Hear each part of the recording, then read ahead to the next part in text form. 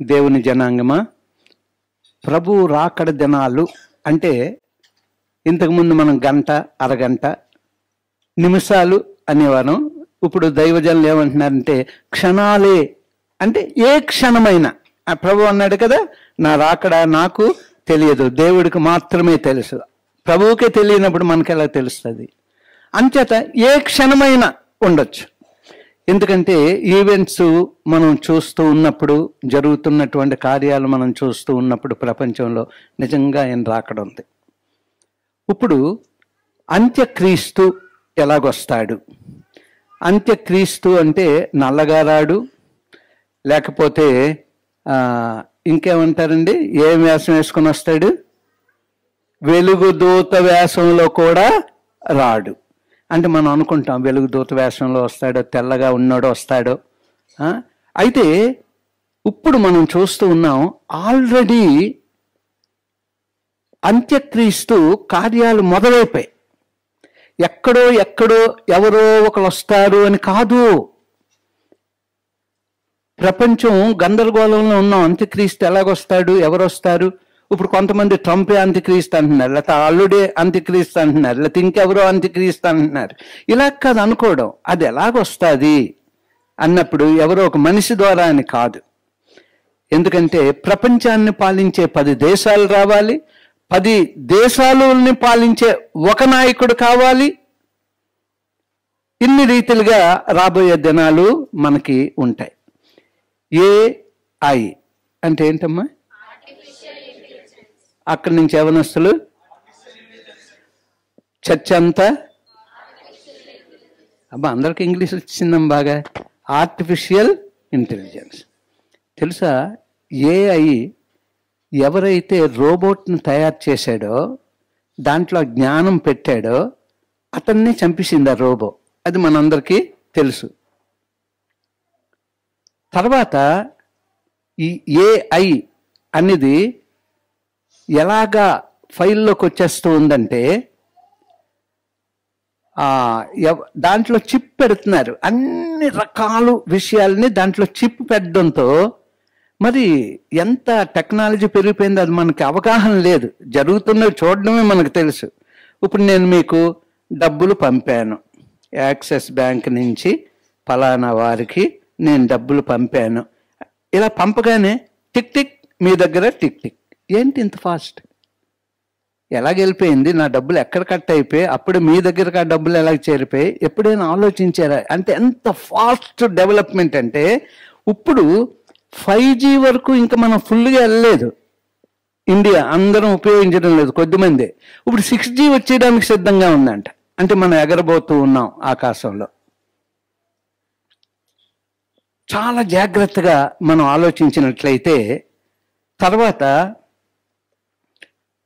Preaching చేస్తుందంటే ఎక్కడ చేసింది చెప్పమ్మా? మొట్టమొదటి ఎక్కడ చేసింది? ఇంతకుముందు ఆల్రెడీ మనం మాట్లాడుకున్నాం. ఒక చర్చిలో AI ప్రీచింగ్ చేసింది, ప్రసంగం చేసింది. జర్మన్లో ప్రసంగం చేసింది.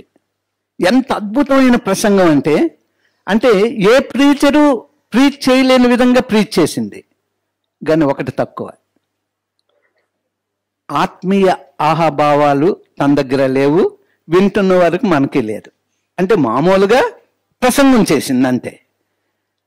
నిజంగా ఒక మనిషి, దేవుడు సృజించినటువంటి ఒక మనిషి ఆరాధన చేస్తూ ఉన్నప్పుడు, ఆత్మ మనలోనికి వచ్చినప్పుడు, మన అన్నీ కూడా, మన కన్నులు, మన ముఖం, మన కార్యక్రమాలన్నీ, మన చేతులు, కాళ్ళు, ప్రతిదీ కూడా ఆత్మీయంగా మనకు తెలిసిపోద్ది. ఆ ఆత్మీయత మీలోనికి వస్తుంది, మనకు తెలిసిపోద్దా ఉంటుంది ఆత్మీయతలో ఎలాగుండదు. కానీ ప్రీచింగ్ చక్కగా చేసింది, అద్భుతమైన ప్రీచింగ్ అంట. ఇప్పటికే మన బైబిల్, మొట్టమొదట బైబిల్ ఏ వర్షన్లో వచ్చింది చెప్పండి? అరే అలా కాదురా, అంటే అరమేక్ హెబ్రీ మాని అండి. మామూలుగా ఇంగ్లీష్లో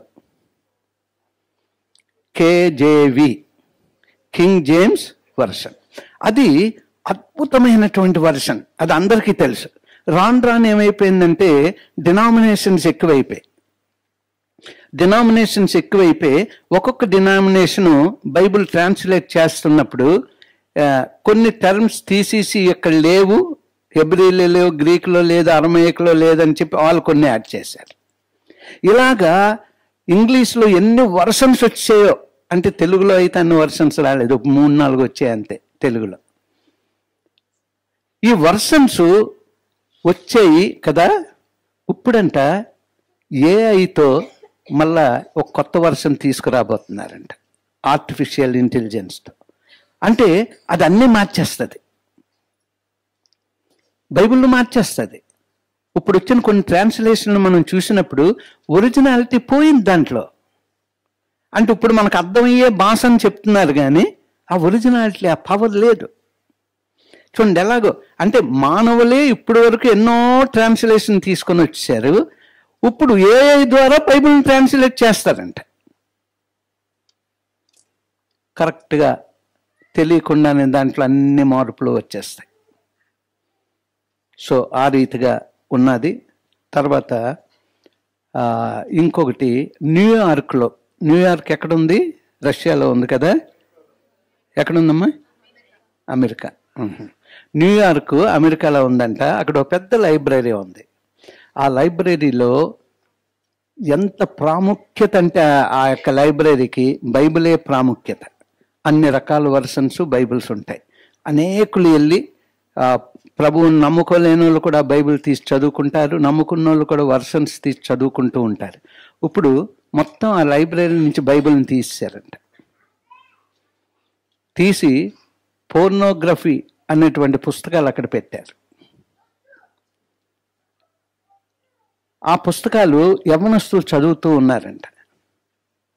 తల్లిదండ్రులు వచ్చి, ఎందుకు మీరు ఈ పనులు చేస్తున్నారు, బైబిల్ తీసేసి మీరేంటి ఇష్టానుసారంగా ఈ పెడుతున్నారు, మా పిల్లలు చెడిపోరా అంటే అంటున్నారంట, లేదు మేము బైబిల్ అక్కడ పోర్నోగ్రఫీ పుస్తకాలు పెట్టడమే కాదు కానీ మేము అనేక విషయాలు వీడియోలో కూడా ఇస్తామన్నారంట. అంటే ప్రపంచం మారిపోతూ ఉంది. అందుచేత యవన బిడ్డలు మనందరం కూడా చాలా జాగ్రత్తగా ఉండాలి. ఇదే స్లోగా ఏఐ ఏం చేస్తూ ఉంటుందంటే ఏఐ మాట్లాడుతూ ఉంటుంది. అందుకే మనకి ప్రభువు రాకడలో విగ్రహము మాట్లాడుతుంది. రోబో అంటే విగ్రహం.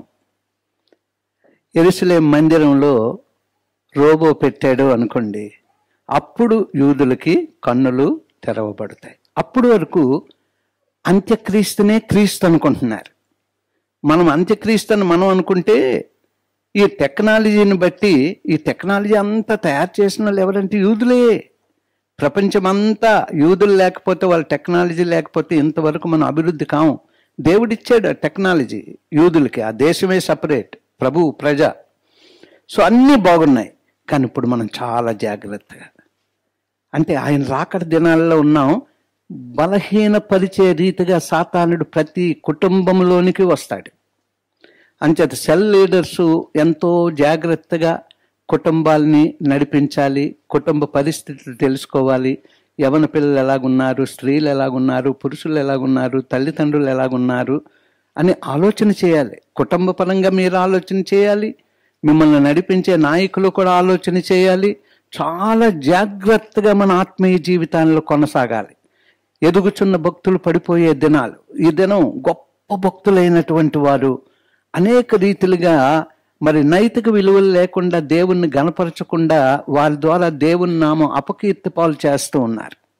ఎదుగుచున్న భక్తులే అటువంటి స్థితిలో ఉంటే మనం ఏమాత్రం వారం. అందుచేత బహు జాగ్రత్తగా మనం ఉండాలి అన్నటువంటిది. ఏఐ ఒక స్థానంలోకి వస్తాడంట, ఎవరైనా చెప్పగలిగితే. అంటే మన ప్రభువు చక్కగా తండ్రిగా, కుమారుడిగా, మరి పరిశుద్ధాత్మగా, అంటే త్రిత్వమైన ఏకముగానే ఉన్నారు, కానీ ఒక్కొక్కరిగా వారి కార్యాలు నిర్వర్తిస్తూ ఉన్నారు. God the Father, God the Son, God the Holy Spirit. So భిన్నత్వంలో ఏకత్వం ఎక్కడ కూడా అటు ఇటు చెక్కు చెద అంత మంచి ఇదిగా బైబిలు మనం తెలుసుకున్నాం, సిద్ధాంతాన్ని మనం తెలుసుకున్నాం. ఇక్కడ ఈ యొక్క సాతానుడు ఇప్పుడు మనందరి జీవితాల్లో గొప్ప మార్పు ఎలాగొచ్చేస్తుందంటే, ఏ ఏ ఐ ఏ స్థానాన్ని తీసుకుందంటే త్రిత్వంలో? మీరు చెప్పండి, త్రిత్వంలో ఏ స్థానం తీసుకుంది? తండ్రి, కుమారుడు, పరిశుద్ధాత్ముడు, త్రిత్వం. ఏ స్థానాన్ని తీసుకుంది ఏ ఐ? అరే గట్టిగా చెప్పండి రా. పరిశుద్ధాత్మ స్థానానికి తీసుకుంది. ఎందుకంటే అది అబద్ధ ప్రవక్త అంటారు దాన్ని. పరిశుద్ధాత్ముడు సత్యం బోధిస్తూ ఉంటాడు.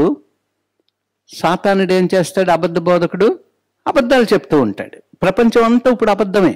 రాజకీయాల్లో అబద్ధం, సంఘాల్లో అబద్ధం, నీతిమంతులైన సేవకుల అబద్ధాలు, ఇవన్నీ ఎందుకు వచ్చాయంటే పరిశుద్ధాత్మ స్థానంలో. అంటే ఇప్పుడు పరిశుద్ధాత్ముడు ఈ లోకంలో ఉన్నాడు, పరిశుద్ధాత్ముడు మనల్ని నడిపిస్తున్నాడు. ఏఐ రాగానే ఏఐ పరిశుద్ధాత్మ స్థానంలోనికి వెళ్ళి, అందుకే సాతానుడు అంటే మహాఘట సర్పం, సాతానుడు, తర్వాత మళ్ళా అబద్ధ ప్రవక్త, ఇదంతా ప్రకటన గ్రంథంలో ఉంది. అయితే ఇప్పుడు పరిశుద్ధాత్మ స్థానంలోనికి ఏ వచ్చేస్తున్నాడు అంటే అబద్ధాలు బోధించడానికి, అబద్ధాలు చెప్పి నడిపించడానికి. అంచేత చాలా జాగ్రత్తగా మనము ఉండాలి. అంచేత ఎంత ఫార్వర్డ్ అయిపోయిందంటే ప్రపంచం అంత ఫార్వర్డ్ అయిపోయింది. ఓకే, నెట్ మీరు చూడండి, నో ప్రాబ్లం. నెట్లో దేవుని వాక్యాలను చూడండి, యూట్యూబ్లో దేవుని వాక్యాలను చూడండి, కానీ ఇది మాత్రం విడిచిపెట్టద్దు. ఇది ఎప్పుడు పట్టుకొని దీన్ని మీరు చదువుతూ ఉంటే పరిశుద్ధాత్మ దేవుడు మిమ్మల్ని స్థిరంగా ఉంచుతాడు. ఇది లేకుండా ఓన్లీ దీన్నే పట్టుకోవద్దు. బైబిల్ ఒకవేళ దీన్నే పట్టుకొని బైబిల్ చదివితే వాడు రాంగ్ ట్రాక్లోకి నేను తీసుకొని వెళ్తాడు. అందుకే ఈ బైబిల్ మాత్రం వదలొద్దు. ప్రతి ఒక్కరు మంచి బైబిల్ కొనుక్కోండి. అన్ని మంచి చీరలు కొంటాం, కానీ బైబిల్ 500, ఇంతకు ముందు 100 రూపాయలే. విలువైంది ఇది, బంగారం. దీనికి 500 మీరు పెట్టుబడి పెట్టకుండా 100 రూపాయల బైబిల్ కావాలా మీకు? అక్కడ ఫ్రీగా బైబిల్ ఇస్తున్నారు అనగానే అక్కడ పరిగెడతా ఉంటాం. 75 రూపాయలకి ఇస్తున్నారంట, అక్కడికి పరిగెడతా ఉంటాం. విలువైనటువంటిది ఇది, ఖరీదైంది కొనుక్కొని చక్కగా మీరు బైబిల్ పట్టుకున్నప్పుడు ఇలాగుండేలాగా, ఇంకా ఇంతకంటే బాగా ఉండేలాగా ఒక్కొక్క బైబిల్ పట్టుకోవడమే కాకుండా దాన్ని చక్కగా చదువుతూ ఎక్కడికైనా వెళ్ళినప్పుడు గర్వంగా పట్టుకుంటూ మనము ప్రయాణమై వెళ్ళాలి. సో ప్రియమైనటువంటి వాళ్ళరా, ఇప్పుడు రాబోయే దినాల్లో మనకి ఎలాగుంటుంది అంటే, మనం 10 రాజ్యాలు రాబోతూ ఉన్నాయి. 10 రాజ్యాల్లో ఒకడు మెయిన్గా ఏలబోతూ ఉన్నాడు ప్రపంచాన్ని. ఎన్ని దేశాలు ఉన్నాయి ప్రపంచంలో? ఏమ్మా అంటే 246 అంటే అవన్నీ చిన్న చిన్న దేశాలు. 1000 మంది ఉన్నటువంటి దేశం కూడా ఉంది. కానీ 193 అలాగా మనకి యునైటెడ్ నేషన్స్లో వాళ్ళు సభ్యులు. 145 to 150, 190 వరకు ఇట్స్ ఓకే. 240 అనగానే ఉన్నాయి దేశాలు ఉన్నాయి, కానీ చిన్న చిన్న దేశాలు, కొన్ని వేల మంది. 245 దేశాలని విజిట్ చేసిన ఒక వ్యక్తి ఉన్నాడు. ఎవరైనా చెప్పగలరా? క్రైస్తవాడు, పాట పాడుతూ సువార్త చేస్తూ. ఇన్ని ఉంటాయి పాస్పోర్ట్లు అతని దగ్గర. చావు బ్రతుకుల్లో ఉన్నటువంటి వ్యక్తిని దేవుడు మార్చాడు. డిఫరెంట్ మ్యూజిక్ ఇన్స్ట్రుమెంట్స్ వాయిస్తూ ప్రపంచమంతా తిరుగుతున్నాడు. ఎవరైనా యవనస్తులు? సుగుణ. అమ్మ నువ్వే చెప్తావు అనుకున్నాను, నువ్వు ఫెయిల్ అయిపోయావు. బెన్నీ ప్రసాద్, ఎల్లు కొట్టండి నెట్లో. బెన్నీ ప్రసాద్ మంచి ఇన్స్ట్రుమెంట్స్, ఎక్కడికి వెళ్ళినా అంటే అన్ని దేశాల్లో కూడా ఉన్నతమైన స్థితిలో ఒక పాట పాడి ఆరాధన చేస్తాడు, తన సాక్ష్యం ఇస్తాడు. అన్ని దేశాలని విజిట్ చేసిన వాడి వ్యక్తి ఒక్కడే. సో ప్రియమైనటువంటి వాళ్ళరా, చాలా సంతోషం. అమ్మయ్య అనుకోండి. ఓకే, దేవుని యొక్క వాక్యంలోనికి మనం వెళ్దాం.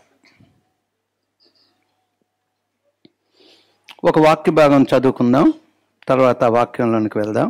2 కొరింథీ 2వ అధ్యాయం 10-11 వచనాలు.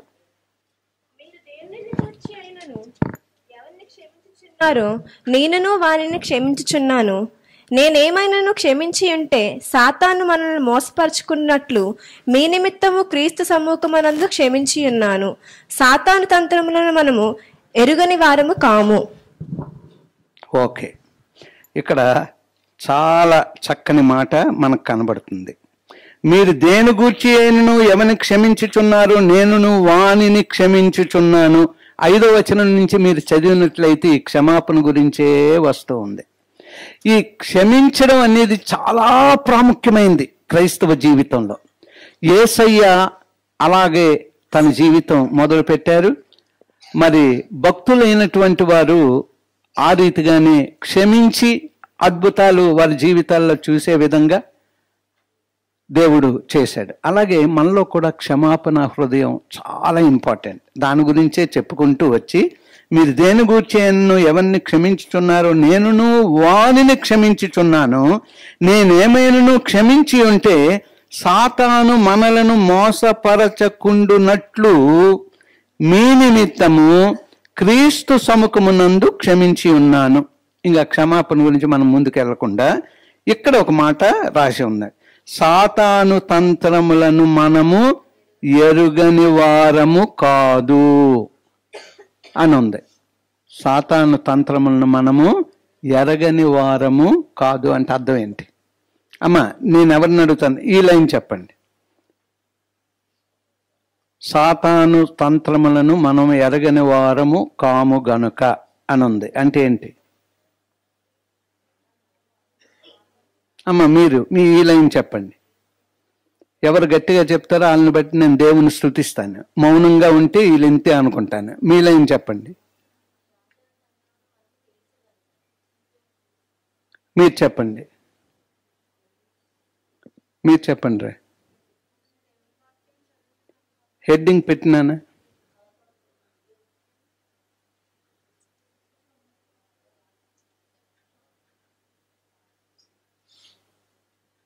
ఏముంది చూడండి అక్కడ. అది ఎరగని వారము కాము గనక అంటే అర్థం ఏంటి? ఎరిగి ఉండాలి. చూసారా? అలాగా ఆలోచన చేసుకోండి మీరు. అప్పుడు పరిశుద్ధాత్ముడు మనల్ని డీల్ చేస్తూ ఉంటాడు. అంటే ఏమంటున్నాడు? సాతాను తంత్రములు ఎరిగి ఉండాలి. ఎరగని వారము కాము గనక అంటే అర్థం ఏంటంటే మనము ఎరిగి ఉండాలి. తంత్రాలు, కుతంత్రాలు, యుక్తి, ఇవి మనం ఎరిగి ఉండాలి. ఎవరివి? సాతానువి. సాతాను తంత్రాలు మనము ఎరగకపోతే మనల్ని స్లోగా బలహీనపరిచేస్తుంది. ఇప్పుడు చాలా కుటుంబాల్లో ఒక్కొక్కరిని బలహీనపరిస్తే 2-3 బలహీనలు అయిపోతారు. కొడుకు బలహీనుడు, కూతురు బలహీనరాలు అయితే, లేకపోతే భార్య బలహీనరాలు, భర్త బలహీనరాలు అయితే ఆ కుటుంబము అలాగ విచ్ఛిన్నం అయిపోవడానికి కారణం. దానికి ఏంటి మన పట్ల లోటు కనబడుతూ ఉందంటే సాతాను తంత్రములను మనం ఎరిగి ఉండాలి. ఎరగకపోతే ప్రమాదం. సాతాను తంత్రములను మనము ఎరిగి ఉండాలి అని అర్థం దాన్ని. ఎరగని వారము కాము గనుక అని అంటున్నాడంటే ఎరిగి ఉన్నాము అంటున్నాడు. అంటే ఎరిగి ఉండాలి అని అర్థం. సో ప్రియమైనటువంటి వాళ్ళరా, లోకములో సంఘం ఉంది. లోకములో ఏది ఉందండి? సంఘం ఉంది. ఈ సంఘం లోకములోనే ఉంది. అంటే మనమంట పిలవబడిన వారము. అంటే ఎక్కడి నుంచి పిలువబడ్డాం? లోకము నుంచి పిలువబడ్డాం. సంఘము లోకములోనే ఉంది, మనము లోకములోనే ఉన్నాము. లోకము సాతాను చేతిలో ఉంది. గానంట సంఘం అంట పిలువబడిన వారం ఆ చీకటిలో నుంచి వెలుగని ఈ మార్గంలోనికి, సత్యమైనటువంటి వెలుగు, నిజమైన వెలుగైనటువంటి ప్రభువు మార్గంలోనికి, జీవితాలను మార్చే నిజమైన వెలుగైనటువంటి ప్రభువు మార్గంలోనికి మనము పిలువబడ్డాము. పిలువబడిన వారు రాజులైన యాజక సమూహము, దేవుని సొత్తైన ప్రజలు, పరిశుద్ధ జనాంగము. ఇది మనం. అంచేత లోకము నుంచి మనం ఇక్కడికి వచ్చాం, కానీ ఇప్పుడు మళ్ళీ మన లోకంలోనికి వెళ్ళడానికి వీల్లేదు. లోకంలో ఉన్నాం కదండి, సాతాను నిన్ను బలహీనపరిచినట్టే. ఆ మాటే చాలు, సాతానుడు నిన్ను పట్టుకుంటాడు. ఇంకా అటువంటి మాటలు ఆడకూడదు. ప్రభువులోకి నువ్వు కొత్తగా వచ్చినోడు ఆ మాటలు నువ్వు ఆడవచ్చు. లోకంలో ఉన్నాం కదండి, ఏం చేస్తామండి అంటే అంతే. నువ్వు పిలువబడి ఉన్నావు, అది మర్చిపోవద్దు. నువ్వు ఎటువంటి వారువో, ఎవరు కుమారులువో, నువ్వు నీ దేవుడు ఎవరు, ఇవన్నీ తెలుసుకొని కూడా మళ్ళా లోకములోనే ఉన్నామండి అంటే లాభం లేదు. చాలా జాగ్రత్తగా మనం ఉండాలి. మనం పిలువబడినటువంటి వారము, కాల్డ్ అవుట్ పీపుల్, ప్రత్యేకింపబడినటువంటి జనాంగం. ఎక్కడి నుంచి వచ్చాం మనం? త్రాగుడుతో, జోదముతో, తర్వాత వ్యభిచారాలతో, ఇంకా రకరకాలైనటువంటి చీకటి శక్తుల యొక్క పనులతో, ఏది మంచిది కాదో అవన్నీ చేస్తూ ఉన్నటువంటి ఈ లోకంలో మనం ఉన్నాం. కానీ వాటన్నిటి నుంచి దేవుడు పిలిచాడు. కానీ మళ్ళా మనం అక్కడే ఉన్నాం అనుకోండి, ఆ కైని తంబాకే తింటున్నాం అనుకోండి, ఆ త్రాగుడే తాగుతున్నాము అనుకోండి, ఆ పేకాటల్లోనే ఉన్నాం అనుకోండి, నువ్వు పిలువబడిన జనాంగంలోనికి రావు. ఇప్పుడు వరకు ఒకవేళ నీకు తెలియక ఉన్నా మళ్ళా నువ్వు ప్రభు సన్నిధిలోనికి వచ్చి ఈ క్షణం నుంచే నువ్వు ప్రభువులో కొనసాగాలి. కానీ ఏం చేస్తున్నాం మనం? ఆ బలహీనతలోనే ఉండిపోతున్నాం. నీ కుటుంబం విచ్ఛిన్నం అవుతుంది. నిన్ను బట్టి నీ కుమారులు పాడవుతున్నారు, నిన్ను బట్టి నీ పిల్లలు పాడవుతూ ఉన్నారు, నిన్ను బట్టి నీ యొక్క కుటుంబమే పాడైపోతూ ఉంది. జ్ఞాపకం ఉంచుకో. స్త్రీలైనా పురుషులైనా తల్లిదండ్రులైనా చాలా జాగ్రత్తగా ఉండాలి. మనం పిలువబడిన వారం, మనం ఎవరు పిలిచారో ఆ మార్గంలో ఉండవలసిన మనం పాత స్థితిలో ఉన్నట్లయితే సాతాను బంధకాలలో, అందుచేతే ఏమంటున్నాడు? సాతాను తంత్రములు ఎరిగి ఉండాలి. నీకు తెలియడం లేదు సాతాను తంత్రాలు. వాడు నీ కుటుంబంలో వ్యక్తిగతంగా యవనస్తుల జీవితాల్లో అది కార్యం చేస్తూ ఉన్నాడు. సో ప్రియమైనటువంటి వాళ్ళరా, మనం రాగానే ఆరాధనలో మొదటి భాగం ఏదండి మంది? ప్రభు బల్ల. ఆరాధనలో మొదటి భాగం ఏదండి? ఆయన శరీరంలో, ఆయన రక్తంలో మనం పాలు పంపులు పొందుతూ ఉన్నాం. ఈ చేతితో తీసుకుంటూ ఉన్నాం. నువ్వు పిలువబడిన వారువు. లోకతంత్రాల నుంచి దేవుడు నిన్ను బయటికి తీసుకొచ్చాడు. చీకట్లోనికి వెలుగు నుంచి తీసుకుని వచ్చాడు. పరిశుద్ధులుగా, నీతిమంతులుగా నిన్ను నన్ను తీర్చాడు. ఆ పరిశుద్ధ శరీరంలో మనము పాలుభాగస్థులం అయ్యాము. మర్చిపోయేవేమో నువ్వు. ప్రభు బల్ల దగ్గరకు వచ్చి ఆయన శరీరంలో, రక్తంలో పాలుభాగస్థులు అవుతూ మళ్ళా లోకానుసారమైన ఆలోచనలతో, హృదయముతో, యోచనలతో, నడవడికతో నీవు మళ్ళా ఉన్నట్లయితే సాతాను నిన్ను వాడు తంత్రాలు ఒక్కొక్కటి నువ్వు జ్ఞాపకం చేసుకో. రేపటి నుంచి పిలువబడిన మనం ఎక్కడున్నాం? పిలువబడినటువంటి మనము ప్రతి వారము దేంట్లో పాలు పంపులు పొందుచూ ఉన్నాం? ఏంటి అది? ఎందుకు ప్రభు ఇచ్చాడు? అది మనం గ్రహించి దాంట్లో మాత్రం మనం తీసుకున్నట్లయితే ఆత్మీయ శక్తి. లేకపోతే పరిశుద్ధాత్మ స్థానంలో కూర్చొని ఉన్నాడు. ఆడిని తెలివితేటలను లోకరీతిగా మళ్ళీ తిప్పుకొని వెళ్ళిపోతాడు. చాలా జాగ్రత్తగా ఉండాలి. కరువైనా, ఖడ్గమైనా, ఆకలి అయినా, ఎన్ని బాధలైనా, ఎన్ని రోగాలైనా, చావు బ్రతుకుల మధ్యలో మనమున్న ఆయన కొరకు బ్రతకాలి అని అపోస్తుడైన పౌలు, అపోస్తులు చెప్తూ ఉన్నారు. భక్తులైన వారు చెప్తూ ఉన్నారు. కొంచెం ఆకలేస్తే మనం అబద్ధమాడి మళ్ళా బలహీనం అవుతున్నామేమో. ఆహారం లేకపోయినా పరలోకం మనకి ఇంపార్టెంట్. ఆర్థిక పరిస్థితులు మనకి ఎలాగున్నా పరలోకం మనకి ఇంపార్టెంట్.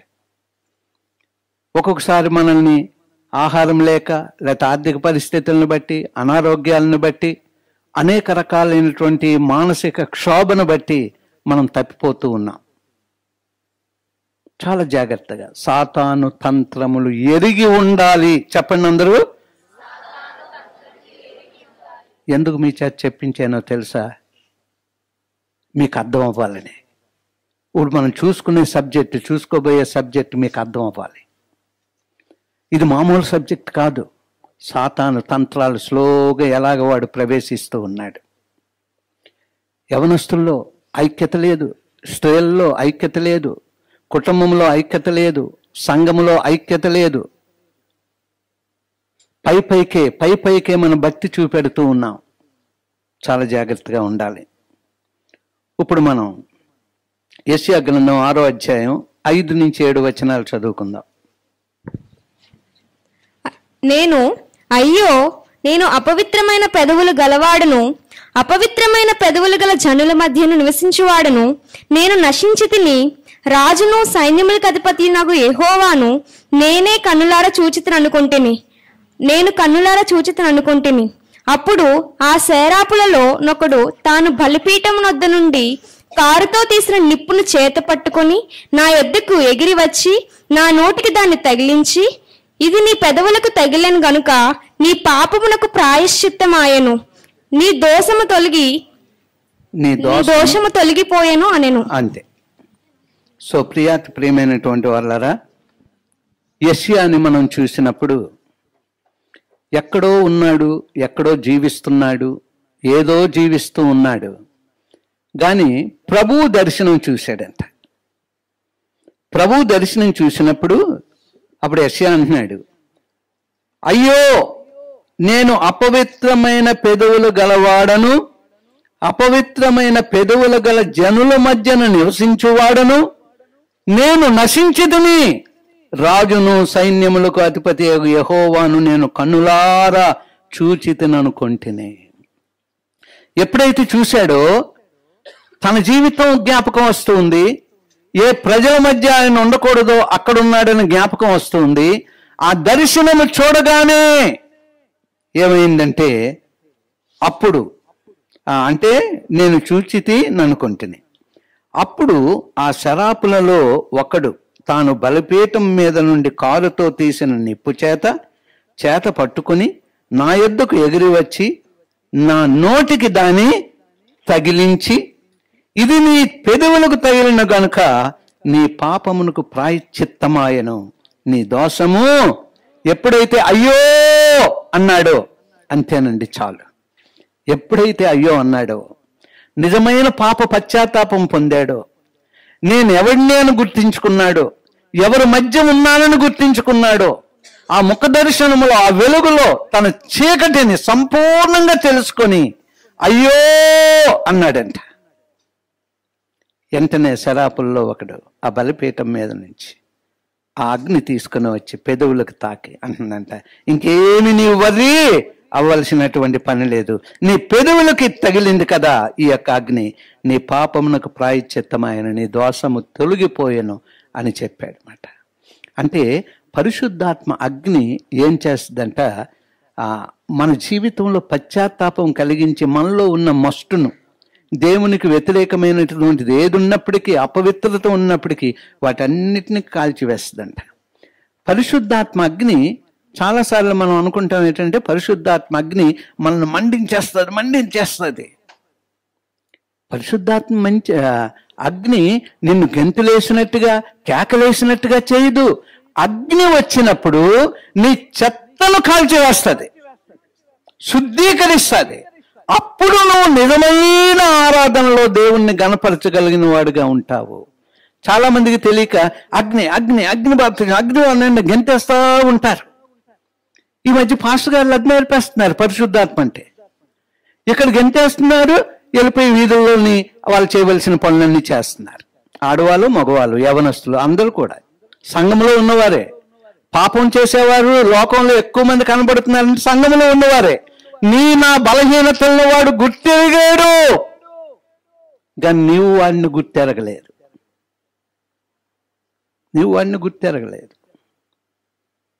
వాడి తంత్రాలను మనం ఎరిగి ఉండాలి. ఏఐ ద్వారా నీకు అనేక సమాచారాలు వచ్చేస్తున్నాయి, చాలా మంచివే. అనేక విషయాలు నీ చదువు గురించి తెలుసుకుంటున్నావు, చాలా మంచిదే. కానీ చదువు గురించి 5 నిమిషాలు, చెత్త గురించి గంట నీకు తెలియకుండానే వెళ్ళిపోతూ ఉంటావు. కానీ సాతాను తంత్రములు ఎరిగి ఉన్నప్పుడంట భయమేస్తుంది. అందుకే దేవుడు మనతో మాట్లాడుతున్నాడు. ఆయన రాకడకు మనలో ఉన్న కొదువులను తీర్చడానికి ప్రతి వారము మాట్లాడుతూ ఉన్నాడు. ప్రతి వారం, ప్రతి బుధవారం, ప్రతి లక్షవారం, అంటే కొన్ని లక్షవారం, కొన్ని బుధవారం సెల్ ప్రేయర్స్ మానొద్దు. ఆ దినములు సమీపిస్తున్న కొలది మరీ ఎక్కువగా సమాజము కూడుట మానక ఇంట్లో కూడుకోవాలి, సంఘములో కూడుకోవాలి, ప్రత్యేకంగా కూడుకోవాలి. దేవుని కొరకు మనం మండాలి. చెత్త కాల్చబడాలి, శుద్ధీకరింపబడాలి, పరిశుద్ధపరచబడాలి. ఆత్మతో సత్యముతో మనం ఆరాధన చేయాలి. అది చాలా ప్రాముఖ్యమైనది. ఈరోజు ఒక ప్రత్యేకమైనటువంటి దినం ప్రపంచంలో. చెప్పండి, ప్రపంచ పాస్టర్స్ డే. ఈరోజు నేను పెట్టిద్దాం అనుకున్నాను, కానీ పెట్టిస్తే అందరికీ తెలిసిపోతే పెట్టకుండా ఒకసారి చూద్దాం అని చెప్పి. ప్రపంచ పాస్టర్స్ డే. ఓకే, ఇప్పుడు హెబ్రీయులకు రాసిన పత్రిక 13వ అధ్యాయం 17వ వచనం. వారు లెక్క ఒప్పచెప్పవలసిన వారి వలె మీ ఆత్మలను కాయుచున్నారు. వారు దుఃఖముతో ఆ పని చేసిన ఎడల మీకు నిష్ప్రయోజనము గనుక దుఃఖముతో కాక ఆనందముతో చేయునట్లు వారి మాట విని వారికి లోబడి ఉండుడి. ఎందుకు ఈ పాస్టర్స్ డే గురించి చెప్పానంటే, నాయకుల గురించి చదవబోతున్నాం గనక ఆ మాట నేను చెప్పాను. మీ పైన నాయకులుగా ఉన్నవారు లెక్క ఒప్పచెప్పవలసిన వారి వలె మీ ఆత్మలను కాయుచున్నారు. నేను ఎప్పుడు ఎందుకు భయపడుతూ ఉంటానంటే, ఇక్కడ నించున్నాను కదా మీ అందరికంటే ముందు పెద్ద స్థానంలో, పుల్పిట్ దగ్గర, తెల్లని పుల్పిట్టు, లైటింగు అంతా కూడా. కానీ ప్రభు అంట మీ విషయం, మీ కుటుంబ విషయాలు నన్ను లెక్క అడుగుతాడంట. ఆ భయం నాలో ఉంది. ఉత్తినే ఇక్కడి నుంచో లేదు, భయపడుతూ నించున్నాను. ఏమి చెప్పాలి అని మీకు ధ్యానం చేస్తూ ఉన్నాను. ముందు నాతో మాట్లాడు, నన్ను సరిచేయు, అది నేను చెప్పడానికి, వారు అర్థం చేసుకోవడానికి కృప అనుగ్రహించు అని సిద్ధపడుతూ అలాగే దేవుడు నాకు ఇచ్చిన పరిచర్య, సేవకుల మధ్యలో పరిచర్య, వాళ్ళ గురించి ప్రార్థన చేస్తూ, అక్కడికి వెళ్ళవలసి వస్తే దానికి సిద్ధపడుతూ, అలాగే ఆత్మీయంగా ఫోన్లో ఎవరికైనా మరి కౌన్సిలింగ్ ఇవ్వాలన్నా, ఏదైనా చేయాలన్నా, ప్రభువా ఎవరైనా ఏ బాధలతో చెప్పినప్పుడు వారికి అవసరమైన మాటలు నీవు నాలో ఉంచితేనే కానీ నేను ఎలాగ చెప్పగలను. ఏదో ఒక పని దేవుడు నాకు ఇచ్చిన బాధ్యత, ఆ పనుల్లో నేను ఏదో పని చేయాలి. అది బాధ్యతతో, భారముతో నేను చేస్తూ ఉన్నాను. అందుకే ఇక్కడ ఒక మాట అంటున్నాడు, మీ పైన నాయకులుగా ఉన్నవారు లెక్క ఒప్పచెప్పవలసిన వారి వలె మీ ఆత్మలను కాయుచున్నారు. వారు దుఃఖముతో ఆ పని చేసిన ఎడల మీకు నిష్ప్రయోజనము గనుక దుఃఖముతో కాక ఆనందముతో చేయునట్లు. ఇది చాలా ఇంపార్టెంట్. వారి మాట విని వారికి లోబడి. వారి మాట విని, వ్యక్తిగత మాట కాదు, పరిశుద్ధాత్మ అభిషేకముతో మనకు కావలసినటువంటి వర్తమానము నన్ను బోరగా ఉంచి మీతో మాట్లాడుతున్నారు గనక ఆ మాట దేవుని మాట. ఎందుకంటే మీరు బైబిల్ చూసుకుంటారు.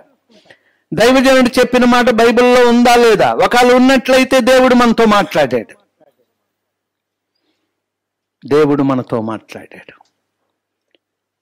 రాబోయే దినాల్లో మనం చదువు గురించి, మన పెళ్ళిళ్ళ గురించి, మన వ్యాపారాల గురించి, మన ఉద్యోగాల గురించి, మన పనిపాట్ల గురించి ఇంతటితోనే వేదనైపోతున్నాం. కానీ నా దేవునికి నమ్మకముగా ఈ సమయం ఇస్తున్నానా లేదా? బలహీనం అయిపోయినప్పుడు నేను ఎందుకు బలహీనం అయ్యాను అంటే, నువ్వు దేవుని విషయంలో నమ్మకముగా లేవు, సాతానుడిచ్చినటువంటి పనిపాట్లలో నువ్వు నమ్మకంగా ఉన్నావు. ఆలోచన చేసుకోండి మీ మట్టుకు మీరే. సాతాను తంత్రములు ఎన్నెన్నో పనులు పెట్టేస్తాడు. కరెక్ట్ దేవుని దగ్గరికి వచ్చినప్పటికీ సమయం తీసేస్తాం. మిగతా సమయాలన్నీ వాడుకుంటాం. ఉద్యోగం కొరకు, వ్యాపారం కొరకు, చదువుల కొరకు, స్థిరత కొరకు, పనిపాట్ల కొరకు, అన్ని విషయాల్లో కూడా మనం వాడుకుంటాం. కానీ దేవుని దగ్గరికి వచ్చినప్పుడు మనం బలహీనం అయిపోతున్నాం. తెలియకుండానే అనేక పరిస్థితుల్లో నువ్వు ఇరుక్కుపోతూ ఉన్నావు అని మర్చిపోవద్దు. యవనస్తులైనా క్షమించే గుణం మనలో ఉండాలి. కలిసి దేవుని పని చేసేవారుగా మనం ఉండాలి. ఆత్మీయంగా ఆనందించేవారుగా మనం ఉండాలి. లోకము నుంచి మనం పిలువబడ్డాం. దేవుడు మనల్ని ప్రత్యేకించుకున్నాడు. మళ్ళా మనం లోకంలోనికి వెళ్ళకూడదు, లోక కార్యక్రమాల్లోకి వెళ్ళకూడదు, లోకములో జీవించిన రీతిగా జీవించకూడదు. ఇది ఒక ప్రత్యేకమైనటువంటి జీవితం. చీకటి ఇంక లేదు, అద్భుతమైనటువంటి వెలుగు. ఎవరిది వెలుగు? దేవుడే లోకమునకు వెలుగై ఉన్నాడు. ఎవరు? వాక్యమే వెలుగై ఉంది. సో మొట్టమొదటి దేవుని నోటి నుండి వచ్చింది ఏంటంటే, లోకములో చీకటి అంటే అప్పటికే సాతానుడు పడి ఉన్నాడు. అప్పుడు ప్రభు అన్నాడంట, వెలుగు కలుగుగాకని పలకగా వెలుగు కలిగెను, వెలుగు మంచిదైనట్టు ఆయన చూచెను. చీకటిని చూసి మంచిదనలేదు. నిన్ను నన్ను తన పిల్లలుగా, తనను ఆరాధించేవారుగా చేసుకోవడానికి చీకటి బ్రతుకులు మనలో లేకుండా సాతానుడు చీకటిని అక్కడ ఉంచినా దేవుడు వెలుగు కలమని పలికాడు. వెలుగు కలిగింది. వెలుగు మంచిదైనదని దేవుడు చూశాడు. ప్రభువు మంచివాడు, వెలుగు మంచిది. అది విశ్వాసులైనటువంటి వారు మంచిగా వెలుగులో జీవించాలి. అందుకు సాతాను తంత్రములు ఎరిగి ఉండాలి. చెప్పండి, ఏమి ఎరిగి ఉండాలి మనం చివరి దినాల్లో? చివరి దినాలలో ఏమి ఎరిగి ఉండాలి? ఏమి ఎరిగి ఉండాలి? ముద్దుగా చెప్పండి. Okay, very good. బాప్తిజం తీసుకున్నాం, భక్తి గలవారుగా ఉన్నాం. కానీ మన భక్తి ఎలా ఉందంట? చెప్పరా? బాగా అన్నారు. పైకి భక్తి, చాలా చక్కని మాట. ఇప్పుడు మన భక్తి ఎలాగుంది అంటే ముసుగు వేసుకున్నట్టు మాట. ముసుగు వేసుకోవడం అంటే ఇక్కడ కాదు, ఏకంగా ముసుగు ఇక్కడికే. ఈ మధ్య నిశ్చి ఏం చేస్తుందంట, అమ్మ తంతాదేమో, నాన్న వస్తాడని చూస్తుంది, నాన్న వస్తే లేట్ అయిపోద్ది, నువ్వు పడుకుంటూ పోవాలంటావంటే అలా కళ్ళు మూసుకుంటుందంట. అంటే కళ్ళు మూసుకుంటే అమ్మ ఏమో ఉందని, కానీ లోన్ నుంచి చూస్తుందంట. నిన్న రాత్రి 3 గంటలకు పడుకుందంట, వాళ్ళ నాన్న ఇంకా రాలేదని. అమ్మ తంతదని భయం, నాన్నతో ఆడాలని ఇష్టం. అతను వచ్చారు, బట్టలు మార్చుకున్నారు, బాత్రూంలోకి వెళ్ళారు, బయటకు వచ్చారు. అప్పుడు లేచి కూర్చుందంట. మీరు వచ్చారు చూచాను, బట్టలు మార్చుకున్నారు చూచాను, బాత్రూమ్కి వెళ్ళారు నేను చూచాను, బయటకు వచ్చారు నేను చూశాను, ఇప్పుడు ఆడడం మొదలుపెట్టిందంట. అంటే ఏం చేసింది? ఇప్పుడు మన భక్తి ఎలా ఉంది? దేవుల్లో తన్మయమయ్యి ఉండవలసింది మనం పాస్టర్ గారికి భక్తిని చూపెట్టాలి, తోటి వారికి భక్తిని చూపెట్టాలి. పైకి భక్తి, కానీ దేవుడంట ఎక్కడ ఉండాలంటున్నాడు ఈ భక్తి? ఏరా అందరా ఆంతర్యంలో అంట. కరెక్ట్. అంటే లోపల ఎక్కడ ఉండాలి? పైకి కాదు, లోపల ఉండాలి భక్తి. ఈ లోపల ఉన్న భక్తి అంట ఆత్మీయంగా మనల్ని నడిపిస్తాడంట. పైకున్న భక్తి అంట సాతానుడు నడిపిస్తాడంట. పైకి భక్తి సాతానుడిని నడిపిస్తాడంట, లోన భక్తి పరిశుద్ధాత్మని నడిపిస్తాడంట, దేవుని నడిపింపు. అమ్మా, మన భక్తి ఎలాగుండాలిరా? ఆంతర్యంలో ఉండాలి. చెప్పండి అందరూ. ఎలా? ఆంతర్యంలో ఉండాలి. చెప్పండి రా, ఆంతర్యంలో ఉండాలి. పైకొద్దు. చూడండి, సింపుల్గా ఉంది. పైకి ఆంతర్యం, అక్కడే తెలిసిపోతుంది. ఈ భక్తి ఆంతర్యంలో ఉంటే పరిశుద్ధాత్ముడు మనల్ని దేవుని వేలో నడిపిస్తాడంటే, దేవుని మార్గంలో నడిపిస్తాడు, దేవుని చిత్తంలో నడిపిస్తాడంటే, దేవునికి ఎలాగ ఆనందకరంగా ఉండాలో అలాగ మనల్ని నడిపిస్తాడంటే. సో ప్రియమైనటువంటి వాళ్ళరా, పైకి భక్తి కాదు, లోపల ఆంతర్య భక్తి. ఇప్పుడు ఒక మనిషి మనమంట మన మట్టుకు మనం నడలేమంట, మన మట్టుకు మనం నడవలేమంట. చూడండి, రాజుగారు కావాలన్నారు ఇశ్రాయేలు ప్రజలు. శామ్యూయల్ బాధపడిపోతున్నాడంటే, గొప్ప రాజు నువ్వు ఉంటుండగా వాళ్ళేంటి రాజు కావాలని. ఏం పర్వాలేదులే, వాళ్ళు కోరుకున్నారు కదా అని. అప్పుడు సమూయేలు అన్నాడంట, రాజు అయితే తంతాడు అన్నాడంట. తన్నినా పర్వాలేదు, మాకు రాజే కావాలన్నారంట. అంటే మనిషికి నాయకుడు కావాలి. జగన్ గారు వచ్చిన దేవుని చిత్తం, చంద్రబాబు నాయుడు గారు వచ్చిన దేవుని చిత్తం, పక్క తీసేస్తాను ఎవడెవరో పక్కకు రా అన్నాడు అనుకోండి, అంటే 6 కోట్ల మంది ప్రజలు ఆయనకు లోబడి ఉంటాం, లేక తాట తీస్తాడు. సో ప్రియమైనటువంటి వాళ్ళరా, ఇక్కడ ఒక మనిషి తన మట్టుకు తాను నడలేడంట. అయితే సాతాను చేత నడిపింపబడాలి, లేకపోతే దేవుని చేత రెండు మార్గాలు. అయితే సాతాను చేత నడిపింపబడాలి, లేకపోతే దేవుని చేత నడిపింపబడాలి. మనిషి వ్యక్తిగతంగా నడలేడు. అంటే లోకములో ఉంటే సాతానుడు రాజు, లోకానికి ఎవరండి రాజు? వాడు నడిపిస్తాడు. ఆత్మీయంగా సంఘంలో ఉన్నటువంటి దేవుని పిల్లలకు రాజు దేవుడు నడిపిస్తాడు. అందుచేత అయితే సాతాను నడిపింపులోకి వెళ్ళాలి, లేకపోతే దేవుని నడిపింపులోకి. నీ మట్టుకు నువ్వు నడవలేవు, నేను నడవలేవు. అయితే సాతాను, లేకపోతే దేవుడు. ఓకే,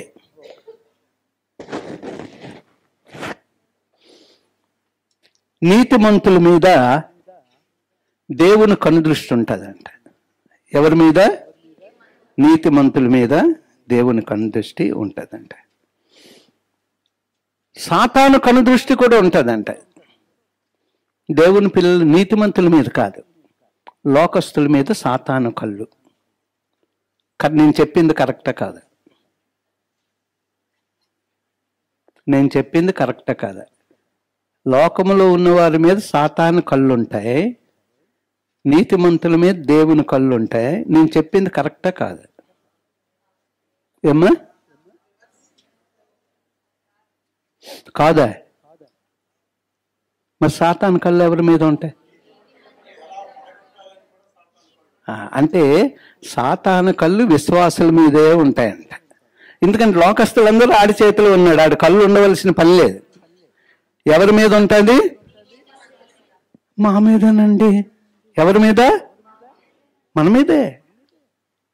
సాతాను కళ్ళన్నీ ఉంటాయి మన మీద. కానీ మనం నీతిమంతుడైనటువంటి వాని కొరకు జీవిస్తూ ఉంటే నీతిమంతుల మీద ప్రభువు కనుదృష్టి ఉంటుందంట. మంచివారు వేరు, నీతిమంతులు వేరు. నీతిమంతుడు మన దేవుడు, ఆయన నమ్మిన మనం నీతిమంతులు. నీతిగా మనం జీవిస్తే ఆయన కనుదృష్టి మన మీద ఉంటుంది. కానీ ఏదో పైకి భక్తి గలవారుగా ఉంటే సంఘానికి వస్తాం, సెల్ ప్రేయర్కి వెళ్తాం, అన్ని కూడికలకి వెళ్తాం, ప్రైజ్ ది లార్డ్ చెప్తాం, అన్నీ ఇస్తాం దేవుని కొరకు, అన్నీ ఇస్తాం దేవుని కొరకు. ఒకవేళ నేనే ప్రేరేపించాను అనుకోండి సంఘం కట్టడానికి, అమ్మ స్త్రీలారా మీ పోగులు ఇచ్చియండి అంటే బాధ భరించలేక సంవత్సరం ఆలకించి కొంతమంది అలా తీసి ఇచ్చేస్తారు. అది పైకి భక్తి. పాస్టర్ గారు చెప్పి ఈ మధ్య సేవకులు అలాగే స్టేజ్ మీదకి వచ్చి మీ అయ్యగారు కట్టాలి అంటే ఎక్కడి నుంచి వస్తుంది వాళ్ళకి? అమ్మా నీ మెడలో ఉందిచ్చి అనగానే ప్రేరణ, అయ్యగారు పెద్ద అయ్యగారు చెప్పారు అని చెప్పి అలాగొచ్చి 10 రూపాయలు ఇవ్వాల్సింది పోయి ఇది తీసి దాంట్లో వేసేస్తారు. తర్వాత ఇంటికి వెళ్ళిన తాపులు తింటారు, చర్చికి రాకుండా ఇంట్లోనే ఉంటారు. సో ప్రియాతి ప్రియమైనటువంటి వాళ్ళరా, ఇప్పుడు ఎక్కడ చూసినా రకరకాలైనటువంటి బోధలు. మనం చాలా జాగ్రత్తగా ఉండాలి. అందుకే మీరు ఉద్రేకం అయిపోకూడదు. ఉద్రేకం అయిపోతే ప్రమాదం. ఉద్రేకం కాకుండా ఎలాగ మనం ఉండాలో అలాగే ఉండాలి. ఓకే, ఇప్పుడు యోసేపు గురించి ఒక ఉదాహరణ చూసినట్లయితే మన విషయాలకి కొంత ముందుకు వెళ్ళడానికి దేవుడు సహాయం చేస్తాడు. ఆదికాండం 39వ అధ్యాయం 9వ వచనం. నీవు అతని భార్యవైనందున నిన్ను తప్ప మరి దేనిని నాకు అప్పగింపక ఉండలేదు. కాబట్టి నేనెట్లు ఇంత ఘోరమైన దుష్కార్యం చేసి దేవునికి విరోధముగా పాపం కట్టుకుందునని తన యజమానుని భార్యతో అనెను. ఇక్కడ యోసేపు గురించి మనం ఆలోచిస్తున్నప్పుడు యోసేపు దగ్గరికి పాపం పరిగెట్టుకుని వచ్చింది. కానీ యోసేపు ఏమంటున్నాడో తెలుసా? నేను ఎవ్వరికీ భయపడడం లేదు, ఆయనకు భయపడుతూ ఉన్నాను. నీ యజమాని నాకు ఎంత గొప్ప స్థానం ఇచ్చాడు, సమస్తము నాకు అప్పజెప్పాడు, అంటే నిన్ను కూడా నాకే అప్పజెప్పాడు. అలాంటిది నేను ఈ పాపము చేయగలనా? చెయ్యలేను. జైలుకి వెళ్ళడానికైనా సిద్ధపడ్డాడు, పాపం చేయడానికి కాదు. ఎందుకంటే ఎవరు చూస్తున్నారంట? నీతిమంతుడైన యోసేపుని దేవుడు చూస్తున్నాడు, దేవునికి భయపడుతున్నాడు. అందుచేత అన్ని సమస్యల తర్వాత ఉన్నతమైన స్థానం, సింహాసనం మీద దేవుడు యోసేపుని మరి కూర్చోబెట్టిన రీతిగా మనము చూస్తూ ఉన్నాం. సో ప్రియాతి ప్రియమైనటువంటి వాళ్ళరా, ఇప్పుడు మనం రెండో దానికి వెళ్దాం. ఎగ్జాంపుల్, ఆదాము అవ్వల దగ్గరికి వెళ్దాం. ఇది చాలా ఇంపార్టెంట్. ఇప్పుడు మన సబ్జెక్టు ఇది చాలా ఇంపార్టెంట్. ఆదాము అవ్వల దగ్గరికి వెళ్దాం. ఆదికాండం 3వ అధ్యాయం 1వ వచనం. దేవుడైన యెహోవా చేసిన సమస్త భూజంతువులలో సర్పము యుక్తిగలదై ఉండెను. అది ఆ స్త్రీతో, ఇది నిజమా? ఈ తోట చెట్లలో దేని ఫలములనైనను మీరు తినకూడదని దేవుడు చెప్పినా అని అడిగాను. అంతేనమ్మా, చాలురా. దేవుడు ఏదేను వనమును మరి ఏర్పాటు చేశాడు. అప్పుడు వరకు వనాలు లేవు, రకరకాల ఫలాలు చెట్లు లేవు. ఏదేను వనములో మాత్రమే మొట్టమొదట అన్ని రకాల ఫలాలు ఉన్నాయి. తర్వాత నదులు ఉన్నాయి, నీళ్ళు, చక్కని నీరుంది, మంచి వాతావరణం ఉంది. దేవుడు అక్కడ దిగుతూ వస్తూ ఉన్నాడు. దేవుడు అక్కడ ఉన్నటువంటి ఆదామవులతో కలిసి తిరుగుతూ ఉన్నాడు. ఎంతో ఆహ్లాదకరమైనటువంటి ప్రదేశం. అన్నీ ఇంకా మిగతా ప్రపంచంలో అప్పటి వరకు ఫలాలు ఏమీ లేవు.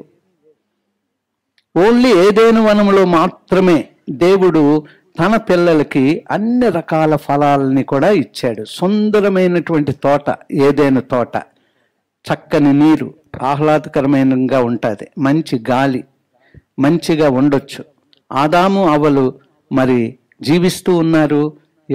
సాయంత్రం వేళ ప్రభువు వారు వచ్చి వారితో కలిసి సహవాసం చేస్తూ ఎంతో ఆనందంగా ఉంటూ ఉన్నారు. అది ఏదైనా వనం. ఏదైనా వనంలో ఇప్పుడు మనం చదువుకున్నటువంటి 3:1 అక్కడ ఒక మాట ఉంది. సాతాను ఆ స్త్రీతో, ఇది నిజమా?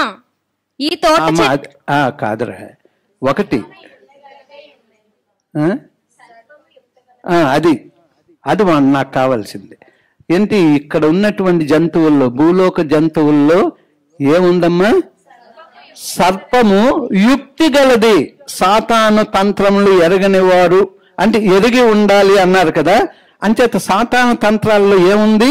మొదటిది యుక్తి. ఏముందండి? యుక్తి గలది. పాము అంతకుముందు కాలుతో నడిచేదంట. పెద్ద పెద్ద పాములు చక్కగా కాలుతో. ఊహించుకోండి, పాము ఎలా నడుస్తుంది? కాలుతో. ఎందుకంటే చాలా జంతువులు ఉన్నాయి కదా, ఎన్ని కాళ్ళు ఉంటాయి వాటికి. అది కూడా పెద్ద పెద్ద కాళ్ళు ఏమో మనకు తెలియదు. శపించిన తర్వాత అది పాకడం మొదలుపెట్టింది, మట్టి తినడం మొదలుపెట్టింది, మట్టిలో జీవించడం మొదలుపెట్టింది. అంతకుముందు కాళ్ళు ఉండేవి దానికి. కానీ దేవుడు అంటున్నాడు, భూజంతువులన్నిటిలో కూడా యుక్తి కలిగినది సర్పం అంట. సాతానుడు వచ్చి సర్పంలోనికి దూరాడు. ఎక్కడ దూరాడు? ఎందుకు? యుక్తి కలిగింది గనుక సాతానుడు దాంట్లో దూరాడు. యుక్తి కలిగినది. దాన్ని మనం ఇంగ్లీష్లో టాక్టిక్స్ అంటే అర్థం ఏంటి? టాక్టిక్స్ అంటే అర్థం ఏంటి? అంటే యుక్తిలోనే కుయుక్తి అంటే టాక్టిక్స్ అంటే ఎవరిని ఎలాగ మోసం చెయ్యాలి అనేది మనం తెలుసుకొని చేయడం అనేది టాక్టిక్స్. అంతే అండి. ఏం టాక్టిక్స్ అంటే ఏమైనా ఉందా పదం? ఏదైనా ఒకదానికి వ్యూహం. వ్యూహం అంటే చూడండి, మళ్ళా అదే అనేక రకాల స్ట్రాటజీలు ఉంటాయి. వ్యూహం అంటే పన్నాగం. కరెక్ట్. అదే భలే చెప్పారు. ఎవరు చెప్పారు? అమ్మ నెట్లో చూసావరా? లేదు. ఓకే. పన్నాగం అంటే పన్నాగం. పన్నాగం పన్నడం. సినిమాల్లో ఎవరు పన్నుతారు పన్నాగం? విలన్. అబ్బా బాగా చెప్తున్నారు మీరు. విలన్లు పన్నాగం పన్నుతారు. పన్నాగాలన్నీ ధ్వంసం చేస్తాడు ఎవరండి? మన ప్రభు. ఎవరు? హీరో. మనందరం ఆయన పిల్లలం కనుక మనందరం ఇందాక యుద్ధం యెహోవా అదే అని చెప్పేసి మనం పాట పాడాం. సో ఇక్కడ ఏంటి? యుక్తి కలిగింది గనక, యుక్తి కలిగింది ఏం చేసింది అంట?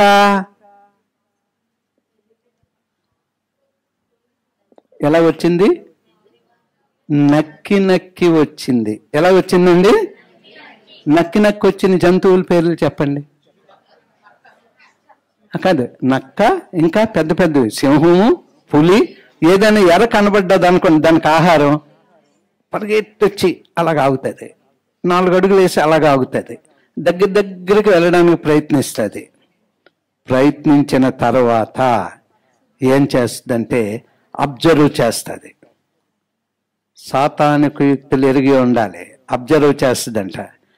మేకల్ని, గొర్రెల్ని, ఎద్దుల్ని, లేడుల్ని అబ్జర్వ్ చేస్తుందంట. ఇలా పరిగెట్టి పారిపోతా ఉంటే నాకు వద్దు అనుకుంటుందంట. ఎవరైనా నీరసంగా ఇలా నడుస్తూ ఉన్నారనుకోండి, నీరసంగా బలహీనులుగా ఉన్నాం అనుకోండి, ఉంటే అంటే అంత దూరం దాంతో పరిగెట్టడం దేనికి? దీనికి వేద్దామని పనిచేస్తుంది. ఎవరిని? బలహీనులను పనిచేస్తుంది. నక్కి నక్కి వస్తుంది. కుయుక్తి కలిగినటువంటి సాతాను నక్కి నక్కి నక్కి వచ్చింది. ఎక్కడికి? తోట దగ్గరికి. పైకి కనబడడం లేదు. నక్కి నక్కి వచ్చింది. వచ్చి ఏం చేసిందంట? ముందు అక్కడున్న పరిస్థితులన్నీ కూడా తెలుసుకుంది. తల్లిదండ్రులు ఒక్కోసారి పిల్లలు లైట్ వేసుకొని వరండాలో కూర్చొని చదువుకుంటూ ఉంటారు. ముందు భర్త అంటాడంట, తండ్రి అంటాడంట, అదేం చేస్తుందో చూడని అంట. ఇప్పుడే వెళ్ళొచ్చానండి, అది ఆ పుస్తకం పట్టుకొని కూర్చొని ఒకటే చదువు అని చెప్పేసి, అది చదివితే పర్వాలేదులే చదువుకొని, ఎక్కువ చదవనిక తలనొప్పి వచ్చేస్తుంది దానికి, మధ్యలో మెలకు వస్తే వచ్చి పడుకోమని చెప్పు అని చెప్పి తల్లిదండ్రులు. అప్పుడు ఈ పిల్ల అనుకుంటుందంట, అమ్మ చూసి వెళ్ళింది కనుక నాన్నతో చెప్పేస్తుంది, అందుకు నేను బాగా చదువుకుంటున్నాను అని చెప్పి బాగా చదువుకుంటూ ఉంటుందంట. ఈ లోపుని ఏమొచ్చింది? ఎలా తెలిసిందిరా మీకు? దోమ వచ్చింది. అంటే అలా కొట్టి ఒకటి ఇక్కడ పెడదాం, ఇలా కొట్టి ఒకటి ఇక్కడ పెడదాం, అలా కొట్టి ఒకటి ఇక్కడ పెడదాం, ఏంటి ఇలా కొట్టి మళ్ళీ ఒకటి ఇక్కడ పెడదాం. అమ్మో 20 అనుకుంటుందంట. ఏం పని చేస్తుంది? చదవడం లేదు. ఏం పని చేస్తుంది? దోమలను కొట్టి, అబ్బా 20 దోమల, ఇంకెళ్ళి పడుకుంటే బాగుంది, ఇంక చదువు అవసరం లేదు. 20 దోమలు కొట్టి పని చేశాను కదా, ఇంకా చదువుకోవడం దేనికైనా అప్పుడు వెళ్ళి పడుకుంటుందంట. సాతానుడు చూశాడా? ఇలాగే ఒక దోమ వచ్చింది, లేకపోతే ఏదైనా వెలిగించుకోవాలి, అప్పుడు మమ్మీ రాత్రి అంతా దోమలే అంటే, మరి నువ్వు ఏదైనా వేసుకోవచ్చు కదా, ఏదైనా పొగ పెట్టుకోవచ్చు కదా అంటే, ఏమో ఇంకా అలాగే అబ్బా చాలా బాధపడిపోయాను. దోమలు కొట్టి పడుకుంది, అలాగే చదివిందంట. వాళ్ళ అమ్మగారు ఇంకా మురిసిపోయి ఇంకా అమ్మాయి ఫస్ట్ ర్యాంక్లోకి వస్తుందని అనుకుంటా ఉంటుంది అనుకోండి తల్లి. సో ప్రియమైనటువంటి వాళ్ళ ఇలాగ మోసం చేస్తాడు. సాతాను తంత్రములు. చదువుకోవడానికి కూర్చున్నప్పుడు చదువుకు ముందే ఒక సెల్ చూసుకున్నాం అనుకో, ఒకసారి కుట్టి రక్తం అంతా లాగేస్తా ఉంటే అప్పుడు కొట్టుకోవడం మొదలు పెడతాం. మరి చదువు అనేది ఇంకొండదు. అది స్టూడెంట్స్ లెవెల్. తల్లిదండ్రులు ఇవి గమనించాలి. పుస్తకం పట్టుకుందని కాదు, ఎన్ని దోమలు అని ఉదయం చెప్పగానే తల్లి ఆలోచించాలి, అయితే ఈ దోమలతోనే పని గడిపింది రాత్రంతా, చదువుతో కాదు అని తల్లి తెలుసుకోవాలి. సో ప్రియమైనటువంటి వాళ్ళరా, ఇది చాలా ఇంపార్టెంట్. మెలకువగా మనం ఎందుకు ఉండాలి అంటే, గర్జించు సింహం వలె సాతానుడి ఎవరిని మృంగుదనని రాబోతూ ఉంది. ఎక్కడుందన్నమాట? 1 పేతురు 5:8లో ఉంది. ఎవరిని మృంగుదన అని ఉంది. అంటే మనం చాలా యాక్టివ్గా ఉండాలి. వాక్యం చదువుకోవాలి, ప్రార్థన చేయాలి. ఎక్కువ ఒకవేళ నువ్వు ఇలా చూసుకొని వెళ్ళిపోతా ఉంటే, అబ్బా ఏంటి ఎక్కువ చూసేస్తున్నాను, ఆఫ్ చేసి పెట్టుకొని మళ్ళీ ప్రార్థన చేసుకొని మళ్ళీ నీ పని నువ్వు చేసుకోవాలి. అన్నీ నీ చేతిలో ఉన్నాయి. అసలు నువ్వు బైబిల్ అనేది చదువుతూ ఉంటే దేవుడు నీకు ఆత్మీయ శక్తిని ఇస్తాడు. నువ్వు బలహీనతలోకి వెళ్ళిపోతున్నప్పుడు బలపరుస్తూ ఉంటాడు. పరిశుద్ధాత్ముడు ఇక్కడే మనల్ని పట్టుకొని కూర్చోడు. అసలు నీలో నాలో లోపల ఆంతర్య భక్తి ఉంటే ఆయన మనకు సహాయం చేస్తాడు. మనకు ఆంతర్య భక్తి లేకపోతే పరిశుద్ధాత్ముడు సహాయము చెయ్యలేడు. సాతానుడి లోకానికి రాజు గనక వాడు గుడ్డితనము కలగజేస్తాడంట. ప్రతి ఒక్కరికి గుడ్డితనం కలగజేస్తాడంట. అయితే ఇంకొంచెం ముందుకు వెళ్తే మీకు చాలా విషయాలు అర్థం అవుతాయి. ఈ గుడ్డితనంలో మనం ఏం చేస్తామంట, పాతవన్నీ మళ్ళా చేస్తూ ఉంటామంట. ఏదైతే మనము చేయకూడదో ఆ పనులన్నీ చేస్తూ ఉంటామంట. ఏది దేవునికి ఇష్టం లేదో అవే మనం చేస్తూ ఉంటామంట. అంచేత పైకే భక్తిగా కనబడుతూ మనల్ని మనం మోసం చేసుకుంటామంట. ఇప్పుడు ఆ 1వ వచనంలోనే సాతాను యుక్తి కలిగింది, అంటే సర్పము యుక్తి కలిగినది కనుక సర్పాన్ని వాడుకుంది సాతానుడు. దాని తర్వాత అమ్మా 1వ వచనం చదవరా. దేవుడైన యెహోవా చేసిన సమస్త భూజంతువులలో సర్పము యుక్తి గలదై ఉండెను. అది ఆ స్త్రీతో, ఇది నిజమా? అంతేనండి, చాలు. నక్కి వచ్చిందంట, నక్కి వచ్చిందంట. సాతాను నక్కి వచ్చి ఆ స్త్రీతో, ఏ స్త్రీతో? అవ్వతో ఏమనుందని మొదట, ఇది నిజమా? క్వశ్చన్ ట్యాగ్, ప్రశ్న వేసిందంట. యుక్తి కలిగింది కదా, నక్క యుక్తి. అంచేత ఎలాగ బుట్టలో వేసుకోవాలా అవ్వమను అనుకొని కరెక్ట్గా ఎక్కువ బుట్టలో పడుతుంది స్త్రీలే. అంటే జ్ఞానవంతులు వారు.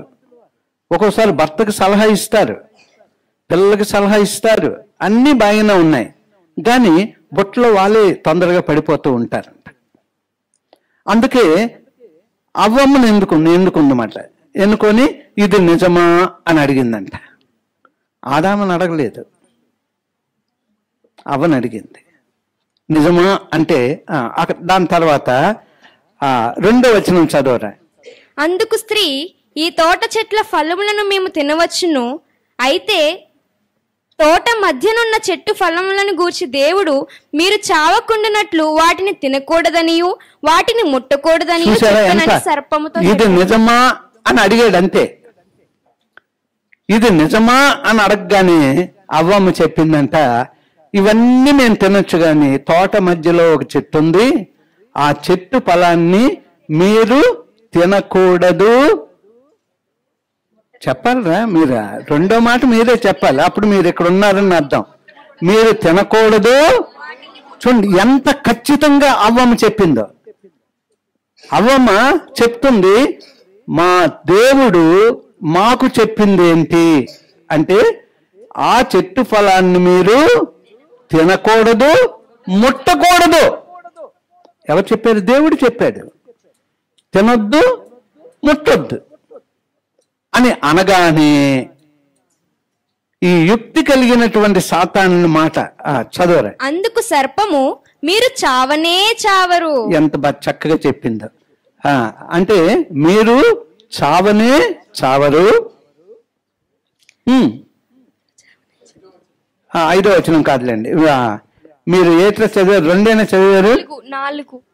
4వ వచనం, చావనే చావరు.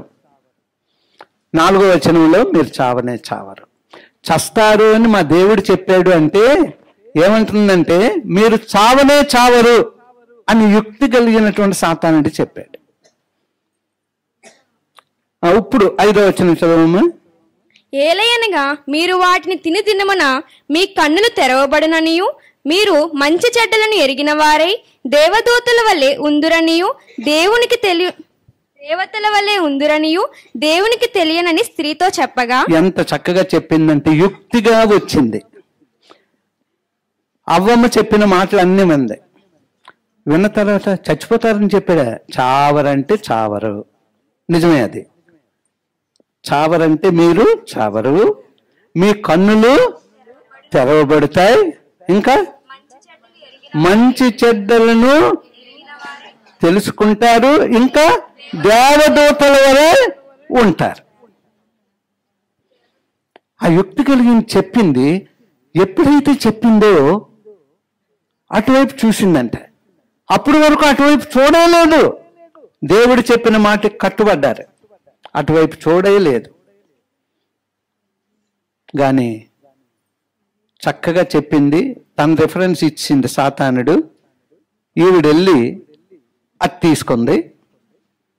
అది రమ్యంగా కనబడుతుందంట, అందంగా కనబడుతుందంట. యాపిల్ ట్రీ, దేవుడు నాటినటువంటి యాపిల్ ట్రీ ఇంకెంత అందం. ఇప్పుడే మనం మామూలుగా యాపిల్లే చాలా అందంగా మనకు కనబడుతూ ఉంటాయి. ఇప్పుడంటే రకరకాలుగా వచ్చాయి కల్తీవి, కానీ ఎంతో యాపిల్ అంటే అంత ఇదిగా. సో రోజుకు ఒక యాపిల్ తింటే ఏ రోగము రాదంట. మరి ఇప్పుడు యాపిల్ తింటే ఆ రోజే రోగం వస్తుంది. సో ఆ యాపిల్ చూసి తిని భర్తకు కూడా ఇచ్చిందంట. భర్తకు కూడా ఇచ్చింది. అక్కడి వరకు మనం ఆగుదాం. అది చెప్పినట్టు అవ్వమ్మ తింది, ఆదాము తిన్నాడు. చచ్చారా? అమ్మో, సాతాను చెప్పింది కరెక్టే.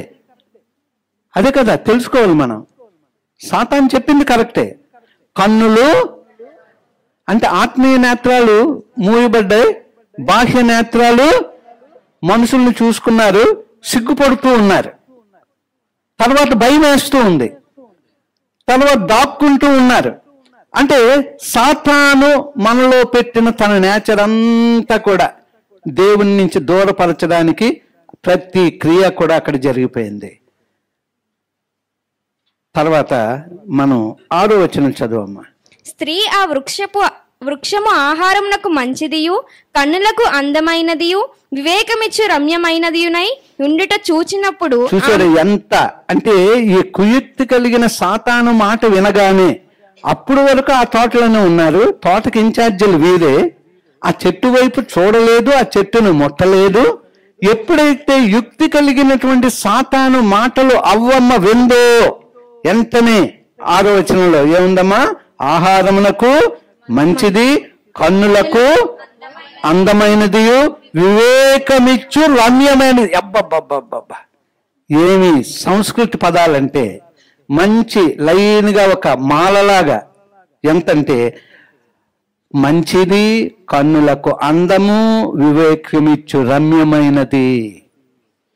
సో ఇన్ని రకాలుగా రావడంతో అవ్వమ్మ నమ్మేసింది. అవ్వమ్మ ఇచ్చిందేమో భర్త తినేశాడు. ఇప్పుడు వీళ్ళు భయపడుతూ ఉన్నారు, దాగుకుంటూ ఉన్నారు. అప్పటి వరకు వాళ్ళకి భయం అంటే తెలియదు, మహిమదేహాలతో ఉన్నారు. ప్రభు తినుదినమున చచ్చావు అన్నాడు, ఆత్మీయంగా చచ్చిపోయాడు.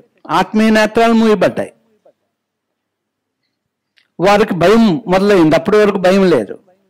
తర్వాత అప్పటి వరకు వారు మహిమదేహాలతో ఉన్నారు.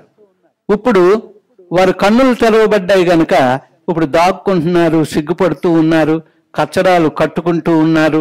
ఎన్నెన్నో రకాలుగా మనకి కనబడుతోంది. ఇప్పుడు 7వ వచనం చదవరా. అప్పుడు వారిద్దరి కన్నులు తెరవబడెను, వారు తాము దిగంబరములను తెలుసుకొని అంజూరపు ఆకులు కుట్టి తమకు కచ్చడములను చేసుకొనిరి. 12వ వచనం చదవమ్మా.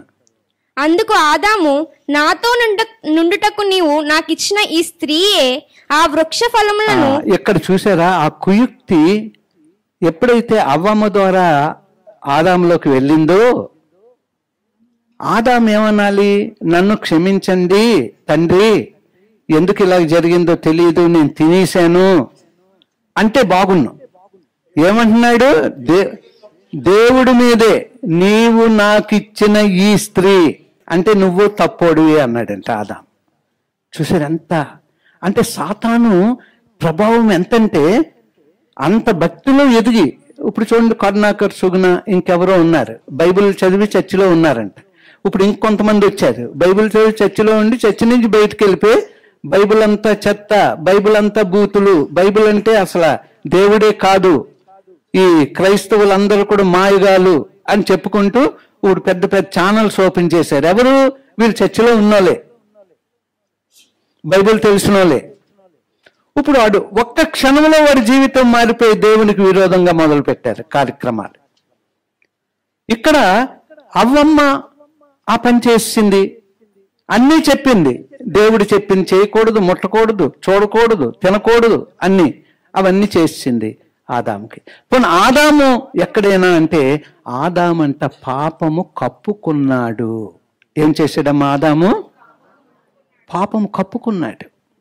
హెబ్రీయులు కూడా అంటే యూదులు కూడా ఏం చేస్తున్నారు? వారు పాపాన్ని యామ్ కిప్పూర్ అనే పండగ గురించి నేను చెప్పాను. 10వ రోజు, రోష్ హసన్నా తర్వాత 10వ రోజు యామ్ కిప్పూర్ అన్నటువంటి దేంటంటే వారు పాపాన్ని కప్పుకుంటారు ఒప్పుకొని.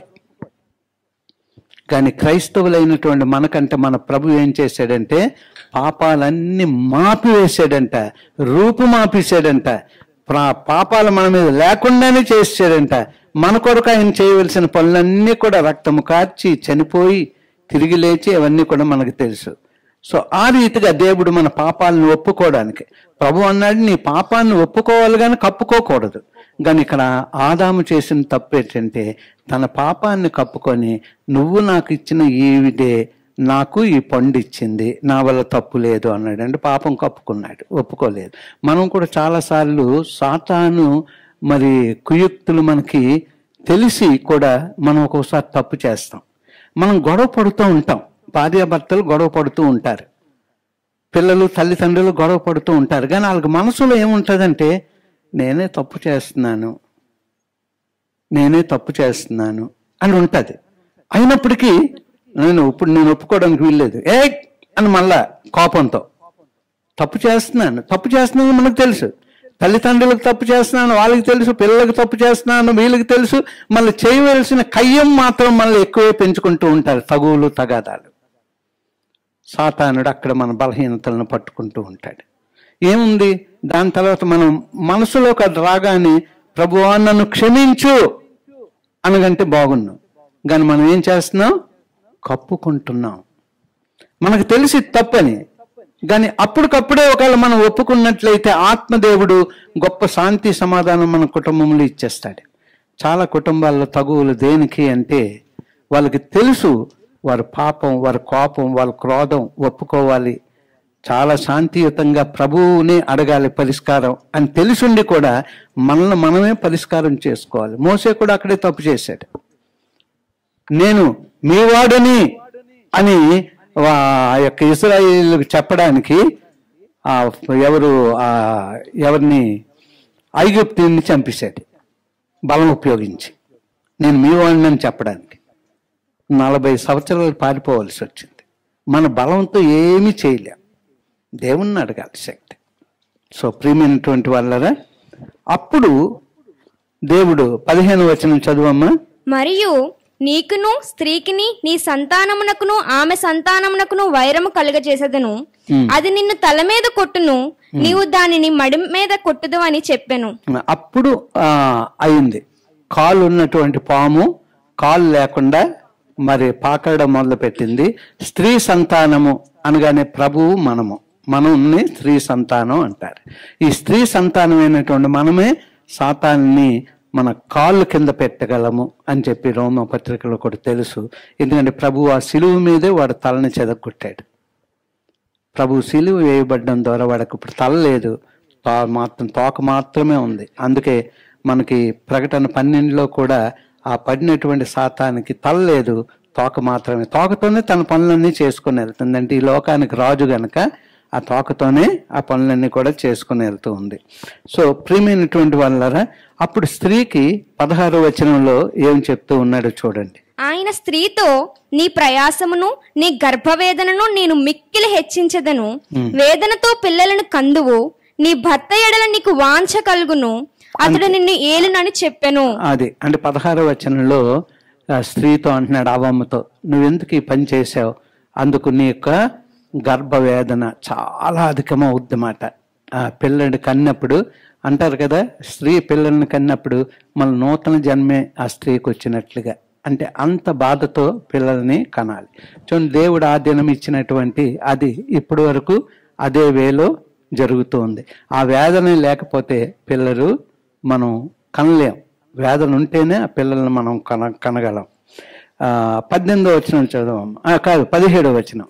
ఆయన ఆదాముతో, నీవు నీ భార్య మాట విని తినవద్దని నేను నీకు ఆజ్ఞాపించిన వృక్ష ఫలములు తింటివి గనుక నీ నిమిత్తము నేల శపింపబడి ఉన్నది. చూడండి, అంతేనమ్మా, చాలరా. నీ నిమిత్తము ఈ నేల శపింపబడి ఉన్నది. అంటే ఏదేను వనం మాత్రమే సస్యశ్యామలంగా ఉండేది. దేవుడు అన్ని కూడా అక్కడ పెట్టాడు.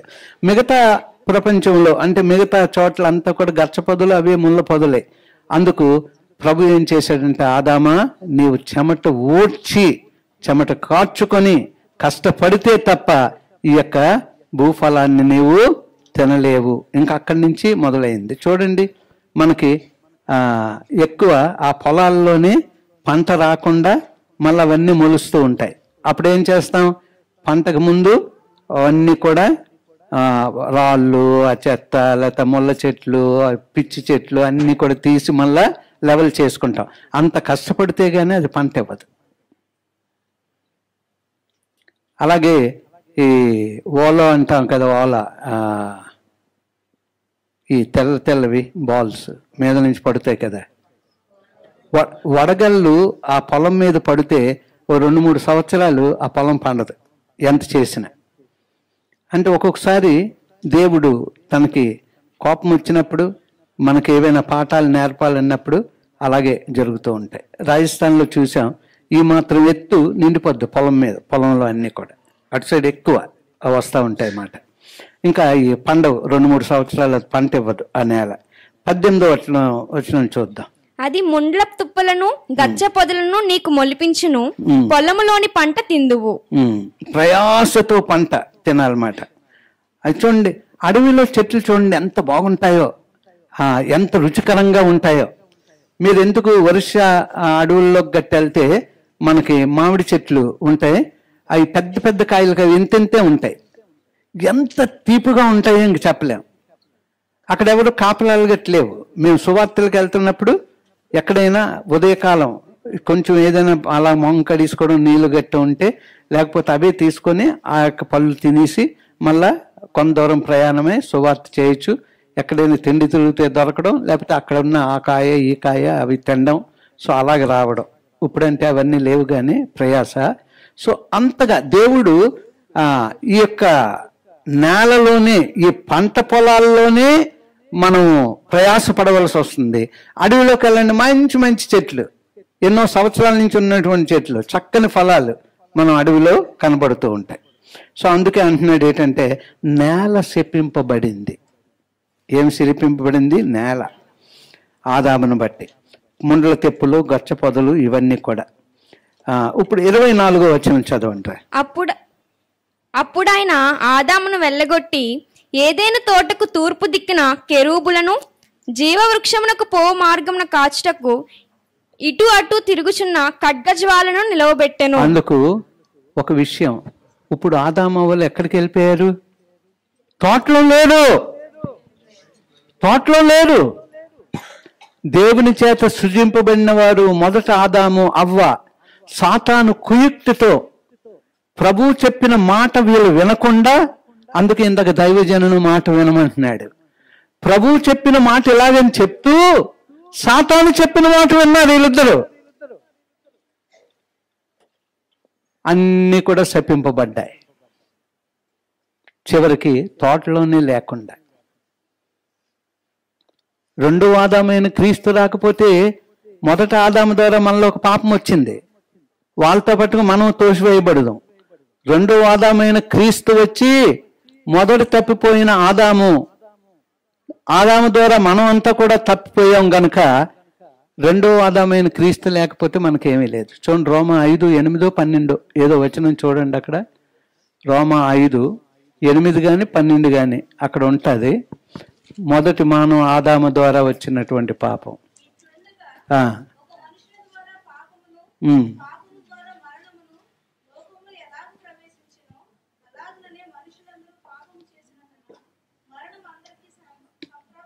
మొదటి ఆదాము ద్వారా మనందరికీ మరణమే వచ్చింది, రెండవ ఆదాము ద్వారా మళ్ళా జయ జీవితం వచ్చింది. సో ప్రియమైనటువంటి వాళ్ళారా, అయితే శాతాన్ని నడిపింపు ఎలాగుందంటే, ఎవరిని నడిపించాడు? ఆదాము అవ్వలను సాతాను చక్కగా నక్కి నడిపించాడు. తోటలో వాళ్ళకి స్థానం లేకుండా పోయింది. చాలా జాగ్రత్తగా మొదటి అధ్యాయంలోనే ఉన్నాం మనం. కానీ బాగా ఆలోచించండి, కథలాగా చదువుకొని వెళ్ళిపోవద్దు. మన పరిస్థితి అలాగుండేమో. దేవుని మాట వినకుండా సాతాను మాట వింటున్నామేమో, దేవుని యొక్క మాటతో నడవకుండా సాతాను చెప్పిన మాటతో నడుస్తున్నామేమో. ఆదామామలు చేసింది అదే. దేవుడు చెప్పిన మాటను వాళ్ళకి తెలుసు, వాళ్ళు చెప్పారు, కానీ సాతాను చెప్పిన మాట విన్నారు, చేశారు, తప్పారు. ఎంత జాగ్రత్తగా మనం ఉండాలి. సాతాను తంత్రములు ఎరిగి ఉండాలి. చెప్పండి, ఏ తంత్రాలు ఎరిగి ఉండాలి? ఇక మీద చాలా జాగ్రత్తగా మీకే అర్థమైపోద్ది పరిశుద్ధాత్మ ద్వారా. ఎక్కడైనా సాతాను నడిపింపు మీ దగ్గరకు వస్తే, ప్రభువా నన్ను క్షమించు, సాతానా పో, ఆత్మదేవుడా నన్ను బలపరచు, నీ మార్గంలో నన్ను నడిపించు. ఎటువంటి పరిస్థితుల్లోనే ఉన్నా నీ మార్గంలోనే నడిపించు. నడవడానికి కావలసినటువంటి కృప నీవు నాకు అనుగ్రహించు, సామర్థ్యం నీవు నాకు దయచేయు అని ప్రార్థిస్తూ ఉంటే దేవుడు ఆత్మీయంగా నిన్ను బలపరుస్తాడు. వాడు మార్గంలోకి వెళ్లకుండా మళ్ళా ప్రభు మార్గంలో నిన్ను నడిపిస్తాడు. అందుచేత మనం చాలా జాగ్రత్త, సాతాను తంత్రములు ఎరిగి ఉండాలి. గతించిన 2-3 రోజులుగా ప్రభు ఈ మాటలు చెప్తున్నాడు. ఇది నువ్వు కూడా చాలా జాగ్రత్తగా ఉండవు. దైవజనుడు కూడా చాలా జాగ్రత్తగా, నేను జాగ్రత్త మీకు చెప్పడం కాదు, ఇతరులకు బోధిస్తున్న నేను ఎక్కడ పడిపోదునో అని నన్ను నేను నలగొట్టుకుంటున్నానని పౌలు అంటున్నాడు. మనల్ని మనం నలగొట్టుకోవాలి, మన శరీరాన్ని క్రమపరుచుకోవాలి, ఆత్మకు లోపరుచుకోవాలి, ఆత్మ చెప్పిన మాటలో మనం నడవాలి. లేకపోతే ఆదాము వల్ల తోటలోనే లేకుండా. ఎప్పుడైనా ఆలోచించారా? తోటలో లేరు. ఏ తోటలో అయితే ఆదాము అవ్వలను పెట్టాడో ఆ తోట కోల్పోయారు. అక్కడ ఇంకొండడానికి నో ఛాన్స్. ఆదాము దేవుడితో అంటున్నాడు, నీవు నాకు ఇచ్చిన స్త్రీ అని నువ్వే తప్పు చేశావు. ఎంతవరకు వెళ్ళిపోయాడు చూడండి. ఆదాము అవ్వలు తప్పిపోయారు, తోటలో నుంచి బయటకు గంటి వేయబడ్డారు. నీవు నేను పరలోకానికి వెళ్ళే మార్గంలో ఉన్నాం. సాతానుడు నిన్ను నన్ను వాడు ఎంతో తంత్రముతో కుయుక్తితో మనల్ని పరలోకానికి చేరకుండా లాగివేయడానికి చూస్తూ ఉన్నాడు. ప్రియ కుటుంబస్తులారా, చాలా జాగ్రత్తగా ఉండండి. పైకి భక్తొద్దు, లోపల భక్తి దేవుడు కోరుచూ ఉన్నాడు. ఒకరికి ఒకరు కనబడాలని వద్దు, దేవుడు చూస్తూ ఉన్నాడు. యోసేపుని దేవుడు దీవించాడు అంటే దేవునికి భయపడ్డారు. దానియేలు, శద్రకు, అబేద్నెగోలను దేవుడు దీవించాడు, దేవుని నామము గణపరచబడింది. ఆ రాజ్యమంతా దేవుని నామము గణపరచబడింది అంటే వారు దేవునికి భయపడ్డారు, ఎవరికి భయపడలేదు. పరిశుద్ధమైన ఆహారం మాకు కావాలి, ఈ రాజభోజనం అపరిశుద్ధమైనది మాకొద్దు అన్నాడు. అన్ని ఇష్టమా అనుకోవచ్చు, కానీ ఆ రాజుగారు ఎవరినైతే నియమించాడో అతనిలో దయగలిగిన ఆత్మ నుంచి దానియేలు, శద్రకు, మేషకు, అబేద్నెగోలు కోరిన ఆహారమే పెట్టాడు, కానీ రాజభోజనం పెట్టలేదు. నిజంగా మనం ప్రభువులో ఉన్నట్లయితే ప్రభు అద్భుతాలు చేస్తాడు. నా వల్ల కాదండి, ఉద్యోగం పోద్దేమో, నీతిగా ఉండాలి. ఉద్యోగం పోయినా పర్వాలేదు, ఒక కన్ను పోయినా పర్వాలేదు, ఒక చెయ్యి పోయినా పర్వాలేదు అంటున్నాడు. ఒక కన్ను పోయి పరలోకానికి వెళ్ళొచ్చు కానీ 2 కళ్ళతో నరకానికి ఎందుకు అంటున్నాడు. అంటే మనం చాలా జాగ్రత్తగా ఈ విషయాల్ని విశ్లేషించుకోవడమే కాదు కానీ జాగ్రత్తగా అన్వయించుకోవాలి. ఆ మీనింగ్ని లోపల మనం అర్థం చేసుకోవాలి. దానికి తగ్గట్టుగా భక్తి జీవితం గట్టిగా జీవించాలి. సో ప్రియాతి ప్రేమైనటువంటి వాళ్ళరా, యోసేపు మరియలు అంటే మరియ ప్రభువుకి జన్మనిచ్చిన మరియ గర్భవతి అని తెలిసింది. నిశ్చితార్థం అయిపోయిన తర్వాత, ప్రదానం అయిపోయిన తర్వాత తెలిసింది యోసేపుకి. తతంగం చేయలేదు, నీతిమంతుడంట యోసేపు, అక్కడ రాయబడి ఉంది. అక్కడ తతంగం చేయలేదు, కుటుంబస్తులను పిలిచలేదు, వాళ్ళ కుటుంబాన్ని పిలిచలేదు, బంధువులను పిలిచలేదు, స్నేహితుల్ని పిలిచలేదు, పెద్దవారిని పిలిచలేదు. ఇలా జరిగింది, నేను విడిచిపెట్టి వెళ్ళిపోతున్నాను, ఈవిడ పరిస్థితి మీరే చూసుకోండి అని వెళ్ళిపోలేదు. రహస్యముగా విననాడాలనుకున్నాంటే ఎలాగంట,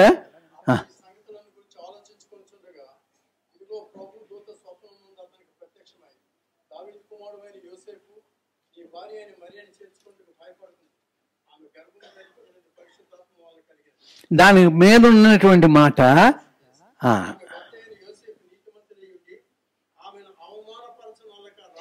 ఎంత అద్భుతం అమ్మా, ఎంత అద్భుతం, ఎంత అద్భుతం. ఆమెను అవమానించడానికి ఇష్టపడలేదండి నీతిమంతుడు. మనం చిన్న చిన్న వాటికి వీధిలో పెట్టేసుకుంటాం, మన ఇంట్లో ఉంది వీధిలో పెట్టేసుకుంటాం, బంధువుల ముందు పెట్టేస్తాం, సొంత వాళ్ళ ముందు పెట్టేస్తాం, సమాజం ముందు పెట్టేస్తాం, స్నేహితుల ముందు పెట్టేస్తాం, అన్ని కూడా రభస్ చేసుకొని అంతే ఆత్మీయతను కోపెట్టుకొని కోపం ఇచ్చేసుకొని శాంతి సమాధానం లేక తర్వాత మళ్ళీ ఆలోచించుకొని ప్రయోజనం లేదు. కానీ రహస్యముగా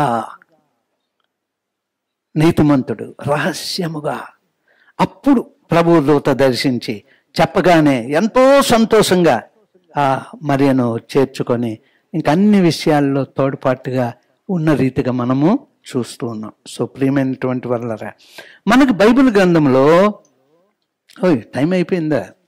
చెప్పలేదేమో నాకు, టైం అయిపోయిందండి. ఇడ్లీలకి తెలుసా ఈరోజు ఇడ్లీ అని మీకు తెలీదా? 4 వేసి నాన్న 4ఏనా? 3 అంట, పెద్దవేమో 3 ఇడ్లీ, 4 తిని వద్దు, ఎక్కువ ఉంటే ఇస్తారు. ఓకే. సో ప్రియమైనటువంటి వాళ్ళరా, మనకి సాతాన్ని లూసిఫర్ అంటాం. ఏమంటాం? బైబిల్ గ్రంథంలో ఒకే చోట లూసిఫర్ అని రాయబడి ఉంది. అదేనా ఎక్కడ అన్నట్లేదు, కేజేవిలో రాయబడి ఉంది. ఎవరైనా కేజేవి ఉంటే ఒకసారి చదవండి. యెషయా 14:12.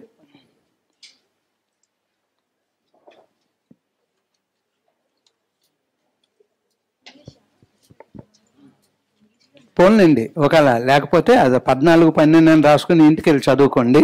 అక్కడ మాత్రం సాతానికి లూసిఫర్ అని ఒక చోటే రాయబడి ఉంది, ప్రతి చోట లూసిఫర్ అని ఎక్కడ రాయబడలేదు. యెషయా మనం 14 కానీ యెహెజ్కేలు 28 కానీ సాతాను గురించి రాయబడి ఉంటుంది. 14 యెషయాలో, 28 అంటే 14 28 అధ్యాయం యెహెజ్కేలులో ఈ సాతాను గురించి వాడి గురించి రాయబడి ఉంది. ఎప్పుడైనా రిఫర్ చేసుకొని చదువుకోవచ్చు మీరు. అంచేత ఈ లూసిఫర్నే సాతాను అన్నటువంటి మాట వచ్చింది. లూసిఫర్నే సాతాను అన్న మాట. ఇప్పుడు నేనే చదివేస్తాను, ఇంకా మీకు వద్దు, 5 నిమిషాల్లో మనం ముగిద్దాం. యెహెజ్కేలు 28:15. లూసిఫర్ అన్న మాట మాత్రం యెషయా 14:12. ఇంటికి వెళ్ళి కేజేవి చదవండి, అక్కడ మాత్రమే రాయబడి ఉంటుంది. ఇప్పుడు యెహెజ్కేలు 28:15, 16, 17 వచనాలు. నీవు నియమింపబడిన దినము మొదలుకొని పాపం నీ యందు కనబడు వరకు ప్రవర్తన విషయంలో నీవు యథార్థవంతుడుగా ఉంటివి. అయితే నీకు కలిగిన విస్తారమైన వర్తకము చేత లోపల నీవు అన్యాయం పెంచుకొని పాపము చేయుచూ వచ్చితివి గనుక దేవుని పర్వతం మీద నీ ఉండకుండా నేను నిన్ను అపవిత్ర పరిచితిని. ఆశ్రయముగా ఉన్న కెరూబు కాలుచున్న రాళ్ల మధ్యను నీవికను సంచరింపవు, నిన్ను నాశనము చేసి తిని. నీ సౌందర్యము చూచుకుని నీవు గర్వించిన వాడవై నీ తేజస్సు చూచుకొని నీ జ్ఞానమును చెరుపుకుంటేవి కావున నేను నిన్ను నేలను పడవేసేదను. ఎక్కడ పడవేస్తానన్నాడు? నేలను పడేసాడు. అందుకే మన పని అయిపోయింది. ఇంకే గ్రహంలో పడేసినా పర్వాలేకపో. ఆడు ఎక్కడ పడ్డాడు? అందుకే నేలంతా చీకటి. ప్రభు వచ్చి చూసినప్పుడు యెహోవా జలముల మీద చీకటి జలముల మీద అల్లాడుచుండెను. అప్పుడు పరిశుద్ధాత్ముడు అక్కడికి రావడం, దేవుడు తన స్వరము ద్వారా వెలుగు కమ్మను పలకడం, చీకటిని వెలుగుని వేరుపరిచను. నేల మీద పడగానే చీకటి గనక వాడు ఇంకా దేవునితో వైరం మొదలు పెట్టాడు. నేల మీద నీవు పుట్టించిన వారందరూ నీకు విరోధంగా ఉండేలాగా నా పని నేను చూసుకుంటానన్నాడు. అందుకే వాడికి గొప్ప దూత గనక పరలోకానికి ఎప్పుడైనా వెళ్ళిపోవచ్చు, ఆడు ఎక్కడికి కావాలంటే అక్కడికి వెళ్ళిపోవచ్చు. సో వాడికి లోకములో జ్ఞానం ఉంది, లోక జ్ఞానం ఉంది, లోకములో శక్తి ఉంది, లోకానికి వాడు రాజు. కానీ దేవుడు గొప్పవాడు. అందుకే అంటున్నాడు కదా, లోకములో ఉన్నవానికంటే మీలో ఉన్నవాడు. అంటే దేవుడు గొప్పవాడు, మహా గొప్పవాడు. ఏమండి దాన్ని ఏమంటాం? All powerful God, El Shaddai, Elohim, ఇంకా రకరకాలుగా. సో ఈ రీతిగా అంత గొప్ప దేవుడు మనకున్నాడు. వాడు నేలను పడివేయబడ్డాడంటే రాజులు చూచుచుండగా నిన్ను హేళనకు అప్పగించెదను. నిన్ను నీవు తప్పించుకో. మనల్ని మనం ఇప్పుడు తప్పించుకోవాలి. తప్పించుకునే వాళ్ళుగా మనం ఉండాలి. నేను ప్రెసిడెంట్ని, నేను ట్రెజరర్ని, లేకపోతే నేను సెల్ లీడర్ని, నేను ఈ సంఘానికి పాస్టర్ గారిని, లేకపోతే కొన్ని సంఘాలకి నేను బిషప్ను, ఇలాగ అనుకున్నాం అనుకోండి. అనుకుంటే ఏం చేస్తాడో తెలుసా?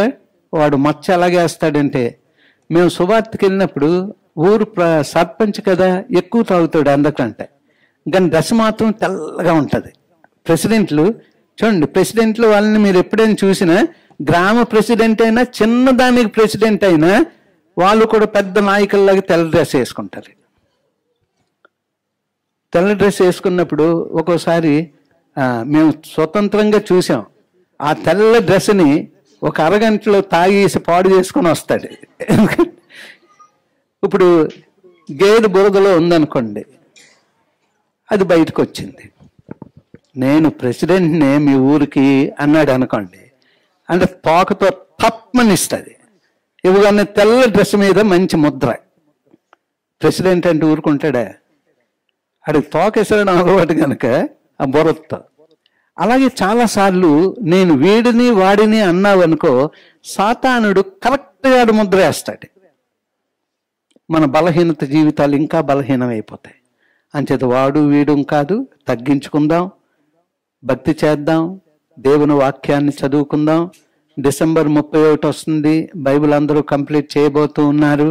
ఎవరైనా కంప్లీట్ చేయకపోతే కొంచెం కష్టపడి రాత్రులు పగలు సెట్ చేసుకోండి, అధ్యాయాలు చదివేసుకోండి. ఇక మీదట మళ్ళా బాగా అన్ని కూడా కవరప్ చేసుకొని మళ్ళీ ఇప్పటి నుంచి మళ్ళీ స్లోగా వెళ్ళండి.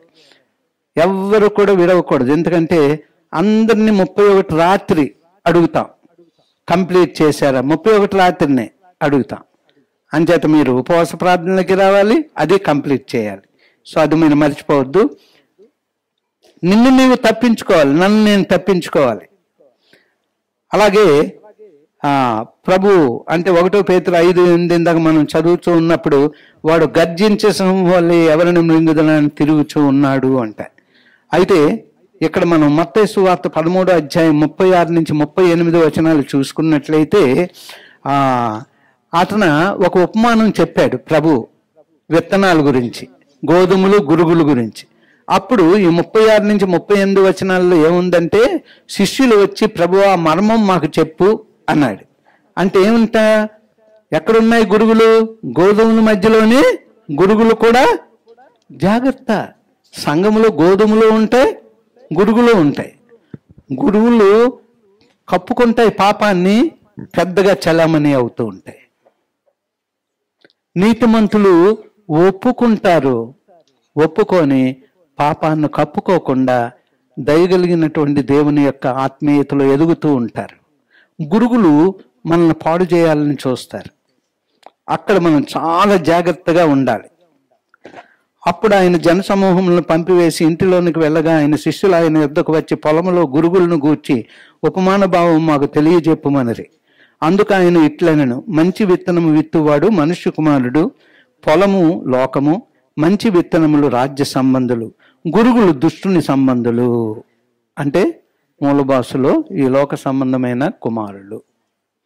గురుగులు అంచేత గోధుమలు, గురుగులు అంచేత నీవు ఎలా ఉన్నావు ఎప్పటికప్పుడు పరిశీలన చేసుకుంటూ ఉండాలి. పొలంలోనే ఉంటాయి గోధుమలు, గురుగులు. చర్చిలోనే ఉంటాయి గోధుమలు, గురుగులు. పాస్టల్లో కూడా ఉంటాయి గోధుమలు, గురుగులు.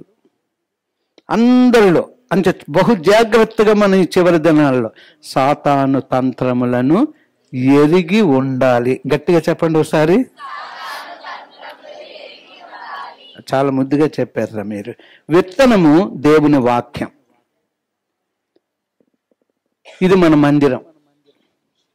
విత్తనం దేవుని వాక్యం. మనం బస్సులో ప్రయాణం అనుకోండి. చాలా మంది బస్సులో ఎందుకు ప్రయాణం చేస్తారంటే చెప్పండి ఎవరైనా. టీవీ బల. మీరు ఎప్పుడైనా వెళ్ళారా బస్సుల్లో ప్రయాణాలు చేశారా? ఎప్పుడైనా వెళ్ళండిరా.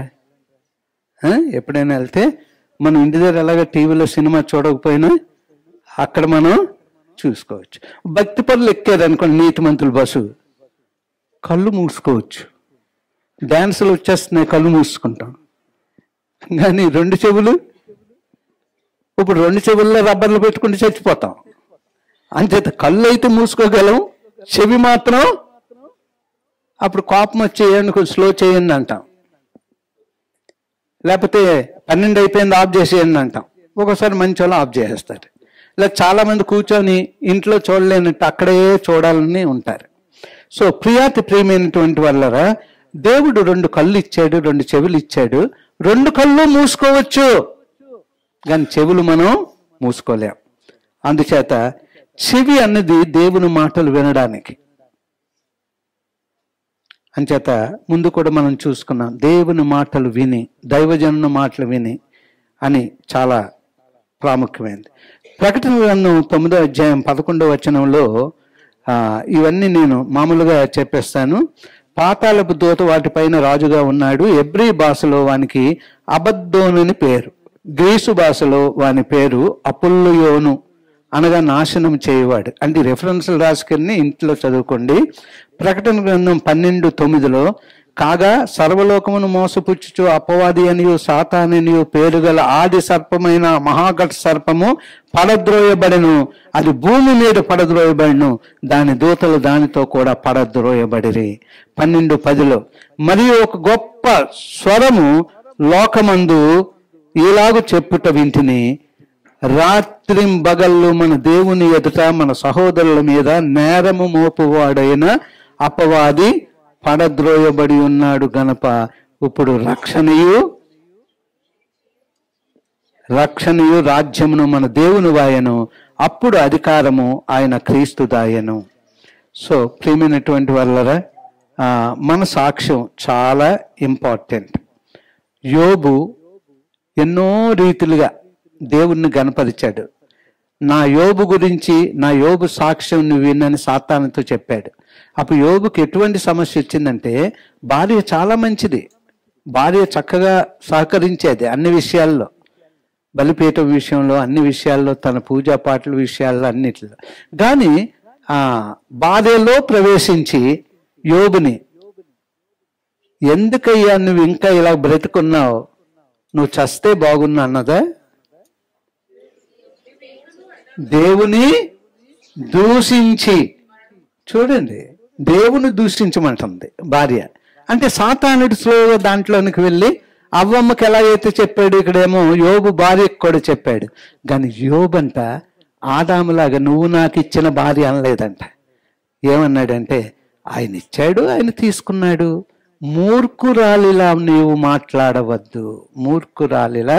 అక్కడేమో కోపతాపాలు పడిపోలేదు, కానీ ఎందుకు ఇంతకాలం దేవుడు అన్నీ ఇచ్చాడని దేవుని స్తుతించాం, ఇప్పుడేదో సమస్యలు వచ్చాయి, మూర్ఖురాల్లా నువ్వు ఎందుకు మాట్లాడుతున్నావు, దేవుణ్ణి ద్వేషించమని ఎందుకంటూ ఉన్నావు, ఆయన ఇచ్చాడు, ఆయన తీసుకున్నాడు అని చెప్పి ఎంతో చక్కగా యోబుని మనం చూస్తూ ఉన్నాం. అందుచేత ప్రియమైనటువంటి వాళ్ళరా, రాబోయే దినాల్లో మనం జాగ్రత్తగా ఉందాం. మన తండ్రి అంటే మీరు మీ తండ్రి యొక్క అపవాది సంబంధులు, మీ తండ్రి దురాశలు అంటే యోహాను 8:44 ఈ మాట ఉంది, నెరవేర్చగోరుచున్నారు. అది ఆది నుండి వాడు నరహంతకుడై ఉండి సత్యమందు నిలిచిన వాడు కాదు, వాని యందు సత్యమే లేదు. వాడు అబద్ధమాడినప్పుడు తన స్వభావము అనుసరించి మాట్లాడును. వాడు అబద్ధికుడును అబద్ధమునకు జనకుడునై ఉన్నాడు. ఈ మాటలన్నీ కూడా సాతాను గురించి రెఫరెన్స్లు ఉంచుకుంటే మనకు మంచిది.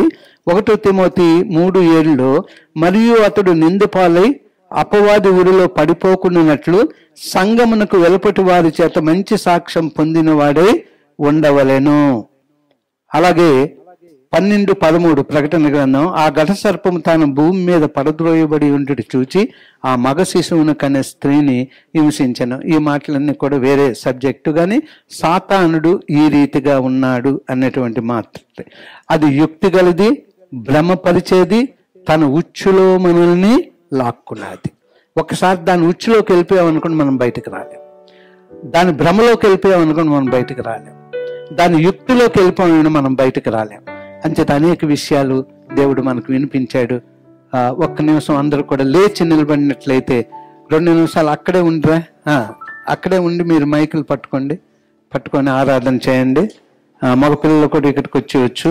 ఆరాధన ఒక 5 నిమిషాలు మీ మట్టుకు మీరు ప్రార్థనలో, ప్రభువా ఈరోజు సాతాను కుయుక్తులు ఎరిగి ఉండాలి అని నువ్వు చెప్పావు, వాడు ఉచ్చులో మేము పడకూడదు అని నువ్వు చెప్పి ఉన్నావు. తండ్రి నీకు వందనాలు. అందుచేత ఇక మీద నీ రాకడికి సిద్ధమవుతున్నటువంటి మేము, నా తండ్రి, ఆత్మీయంగా మేము నడుచుకోవడానికి నీ కృప దయచేయి. సాతాను తంత్రములు మేము తెలుసుకోవాలి అన్నటువంటి ఈ మాటలను బట్టి నీకు వందనాలు. విన్న మాటలన్నీ ఆత్మదేవుడా ఇంటికి వెళ్ళిన తర్వాత నా ధ్యానంలో నాకు తిరిగి జ్ఞాపకం చేయి. ఈ రిఫరెన్స్లన్నీ చదువుకుని ధ్యానించడానికి కృప ఇయ్యు అని మనం ప్రార్థన చేసుకుందాం. ఈ ఆరాధనలో మీరు ప్రార్థన చేసుకుంటూ ఆరాధనలో ఏకీభవించండి.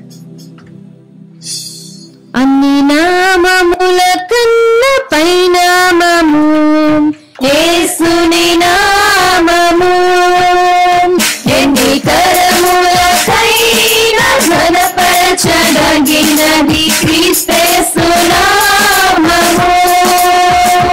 అన్ని నామముల కన్న పైనామము యేసుని నామము, ఎన్ని కరములకైనా ఘనపరచదగినది క్రీస్తు నామము.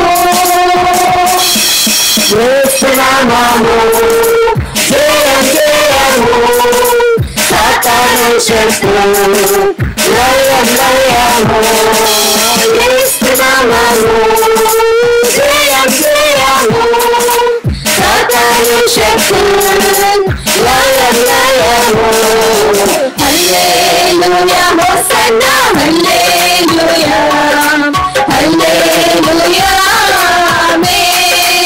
ఆమేన్ ఆమేన్ హల్లెలూయా హోసన్నా హల్లెలూయా హల్లెలూయా ఆమేన్. సాతానుపై అధికారమిచ్చును శక్తి కలిగిన యేసు నామము. హల్లెలూయా. సాతానుపై అధికారమిచ్చును శక్తి కలిగిన యేసు నామము. శత్రు సమూహముపై జయమునిచ్చును జయశీలుడైన యేసు నామము. శత్రు సమూహముపై జయమునిచ్చును జయశీలుడైన యేసు నామము. యేసు నామము యేసు నామము జయం జయము, సాతాను శత్రువు లయం లయము. యేసు నామము జయం జయము, సాతాను శత్రువు లయం లయము. హల్లెలూయా హోసన్నా హల్లెలూయా హల్లెలూయా ఆమేన్.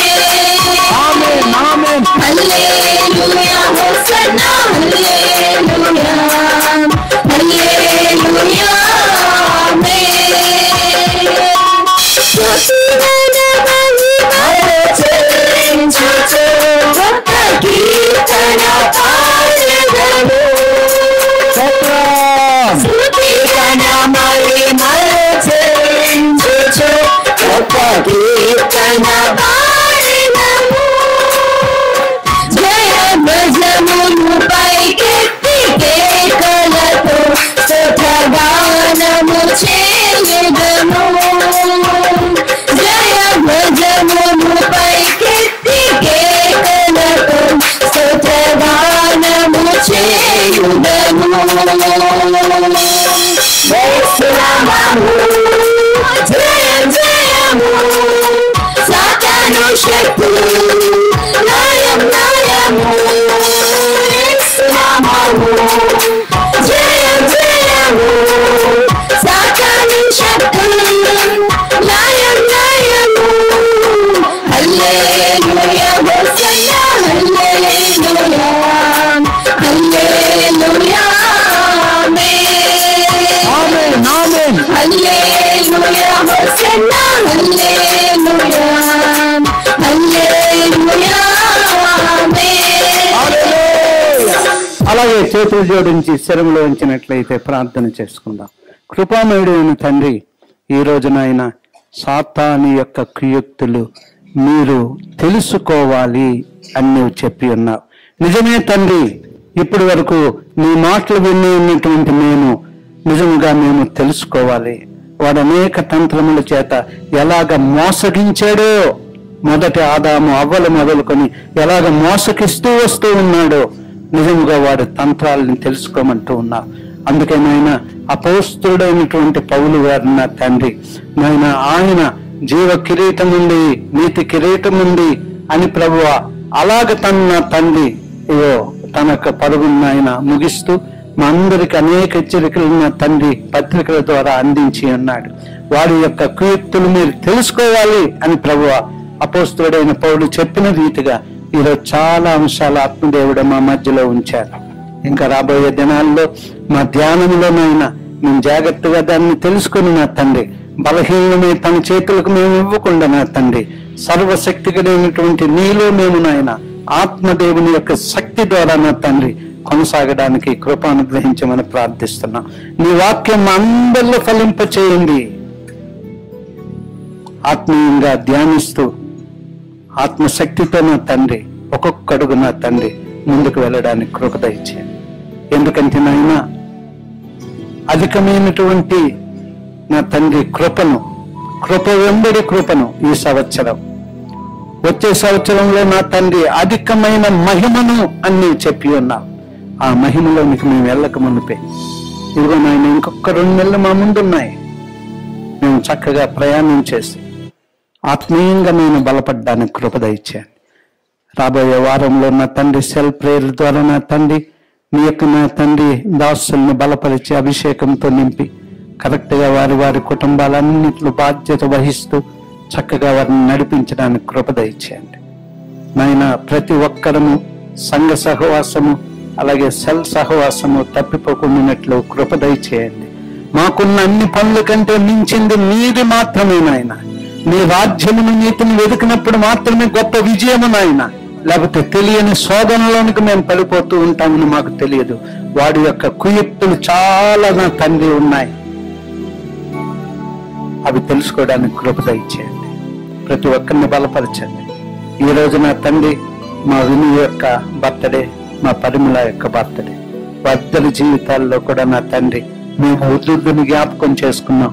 అలాగే నీ దాసుడు నా తండ్రి గతించిన సంవత్సరం అదే నా తండ్రి హాస్పిటల్లో, ఈ సంవత్సరం సంఘములోనైనా ఇదిగో ప్రభు అద్భుతంగానైనా ఈ యొక్క మేము బర్త్డే జరుపుకోవడానికి ఒకసారి వెనక్కి తిరిగి మీ కృపలను ధ్యానించడానికి కృప చేశారు నా తండ్రి. అలాగే వారు నా తండ్రి వారి యొక్క ఏమైనా ప్రేమతో సంఘానికి నా తండ్రి అల్పాహారం ఇస్తూ ఉన్నారు. రావాల్సిన దీవెన దయచేయండి. మా శామ్యుయల్ కుంచుమాంబ కాలనీని జ్ఞాపకం చేసుకునండి. యవన బిడ్డ మంచిగా పని చేసుకుంటూ రాబోయే దినాల్లో గొప్పవాడు కావాలి అని మేము ప్రార్థిస్తున్నాం. అలాగే తను ప్రభు ఏమైనా స్కూటర్ కొనుక్కోవడానికి కృపనిచ్చావు. అయితే దాని కొరకు నా తండ్రి అందరికీ నేను చిన్న డ్రింక్ ఇవ్వాలనుకున్నాడు. దానికి రావాల్సిన ప్రతిఫలం కూడా నీ బిడ్డకు కుటుంబానికి దయచేయండి. ఇది మరొకసారి వచ్చిన ప్రతి కుటుంబం మీద నీ దీవెనించండి. తిరిగి బయలుదేరి వెళుచున్న వాళ్ళతో నీ సన్నిధి ఉంచండి. అలాగే నా తండ్రి మాకు మంచి రోడ్డు కావాలి అని ప్రార్థిస్తున్నాం. తొందరలో నా తండ్రి ఈ యొక్క రోడ్డు అంతా రావడానికి కృప దయచేయండి నాయన, ఒక అద్భుతం చేయండి. రాలేని వారిని జ్ఞాపకం చేసుకో, మాకు ఇచ్చిన యొక్క ఆత్మీయ ఆనందం వారికి నువ్వు అనుగ్రహించమని ప్రార్థిస్తున్నాం. బలహీనలను బలపరచండి నాయన. ఈ రోజు నాయన మా ప్రసాద ప్రయాణానికి క్షేమకరమైన ప్రయాణం మా ప్రసాదకు నువ్వు అనుగ్రహించండి. మహిమను పొందండి. యేసు దివ్య నామమును బట్టి వేడుకొంచు ప్రార్థిస్తున్నాను తండ్రి, ఆమేన్. యేసు రక్తమే జయం, శిలువ రక్తమే జయం. ప్రభు యేసు నామమునకు సంపూర్ణమైన విజయం కలుగును గాక, ఆమేన్. నా ప్రాణమా యెహోవాను సమ్మతించుము, నా అంతరంగమున సమస్తమైన పరిశుద్ధ నామమును సమ్మతించుము. నా ప్రాణమా యెహోవాను సమ్మతించుము, ఆయన చేసిన ఉపకారములో దేనిని మరవకము, ఆమేన్. తొట్టిల్లకుండా కాపాడుటకు సర్వశక్తి కలిగినటువంటి దేవుని ప్రేమ, ప్రభు అయిన యేసుక్రీస్తు వారి కృప, పరిశుద్ధాత్మ దేవుని యొక్క దివ్య సన్నిధి సహవాసము మనందరికీ రాలేని వారికి యావత్ సార్వత్రిక సంఘమునకును తోడుగా ఉండి నడిపించి బలపరిచి కాపాడును గాక, ఆమేన్. హల్లెలూయా, హల్లెలూయా. అందరికి వందనాలు. ప్రభు మిమ్మల్ని దీవించుగాక, ఆమేన్.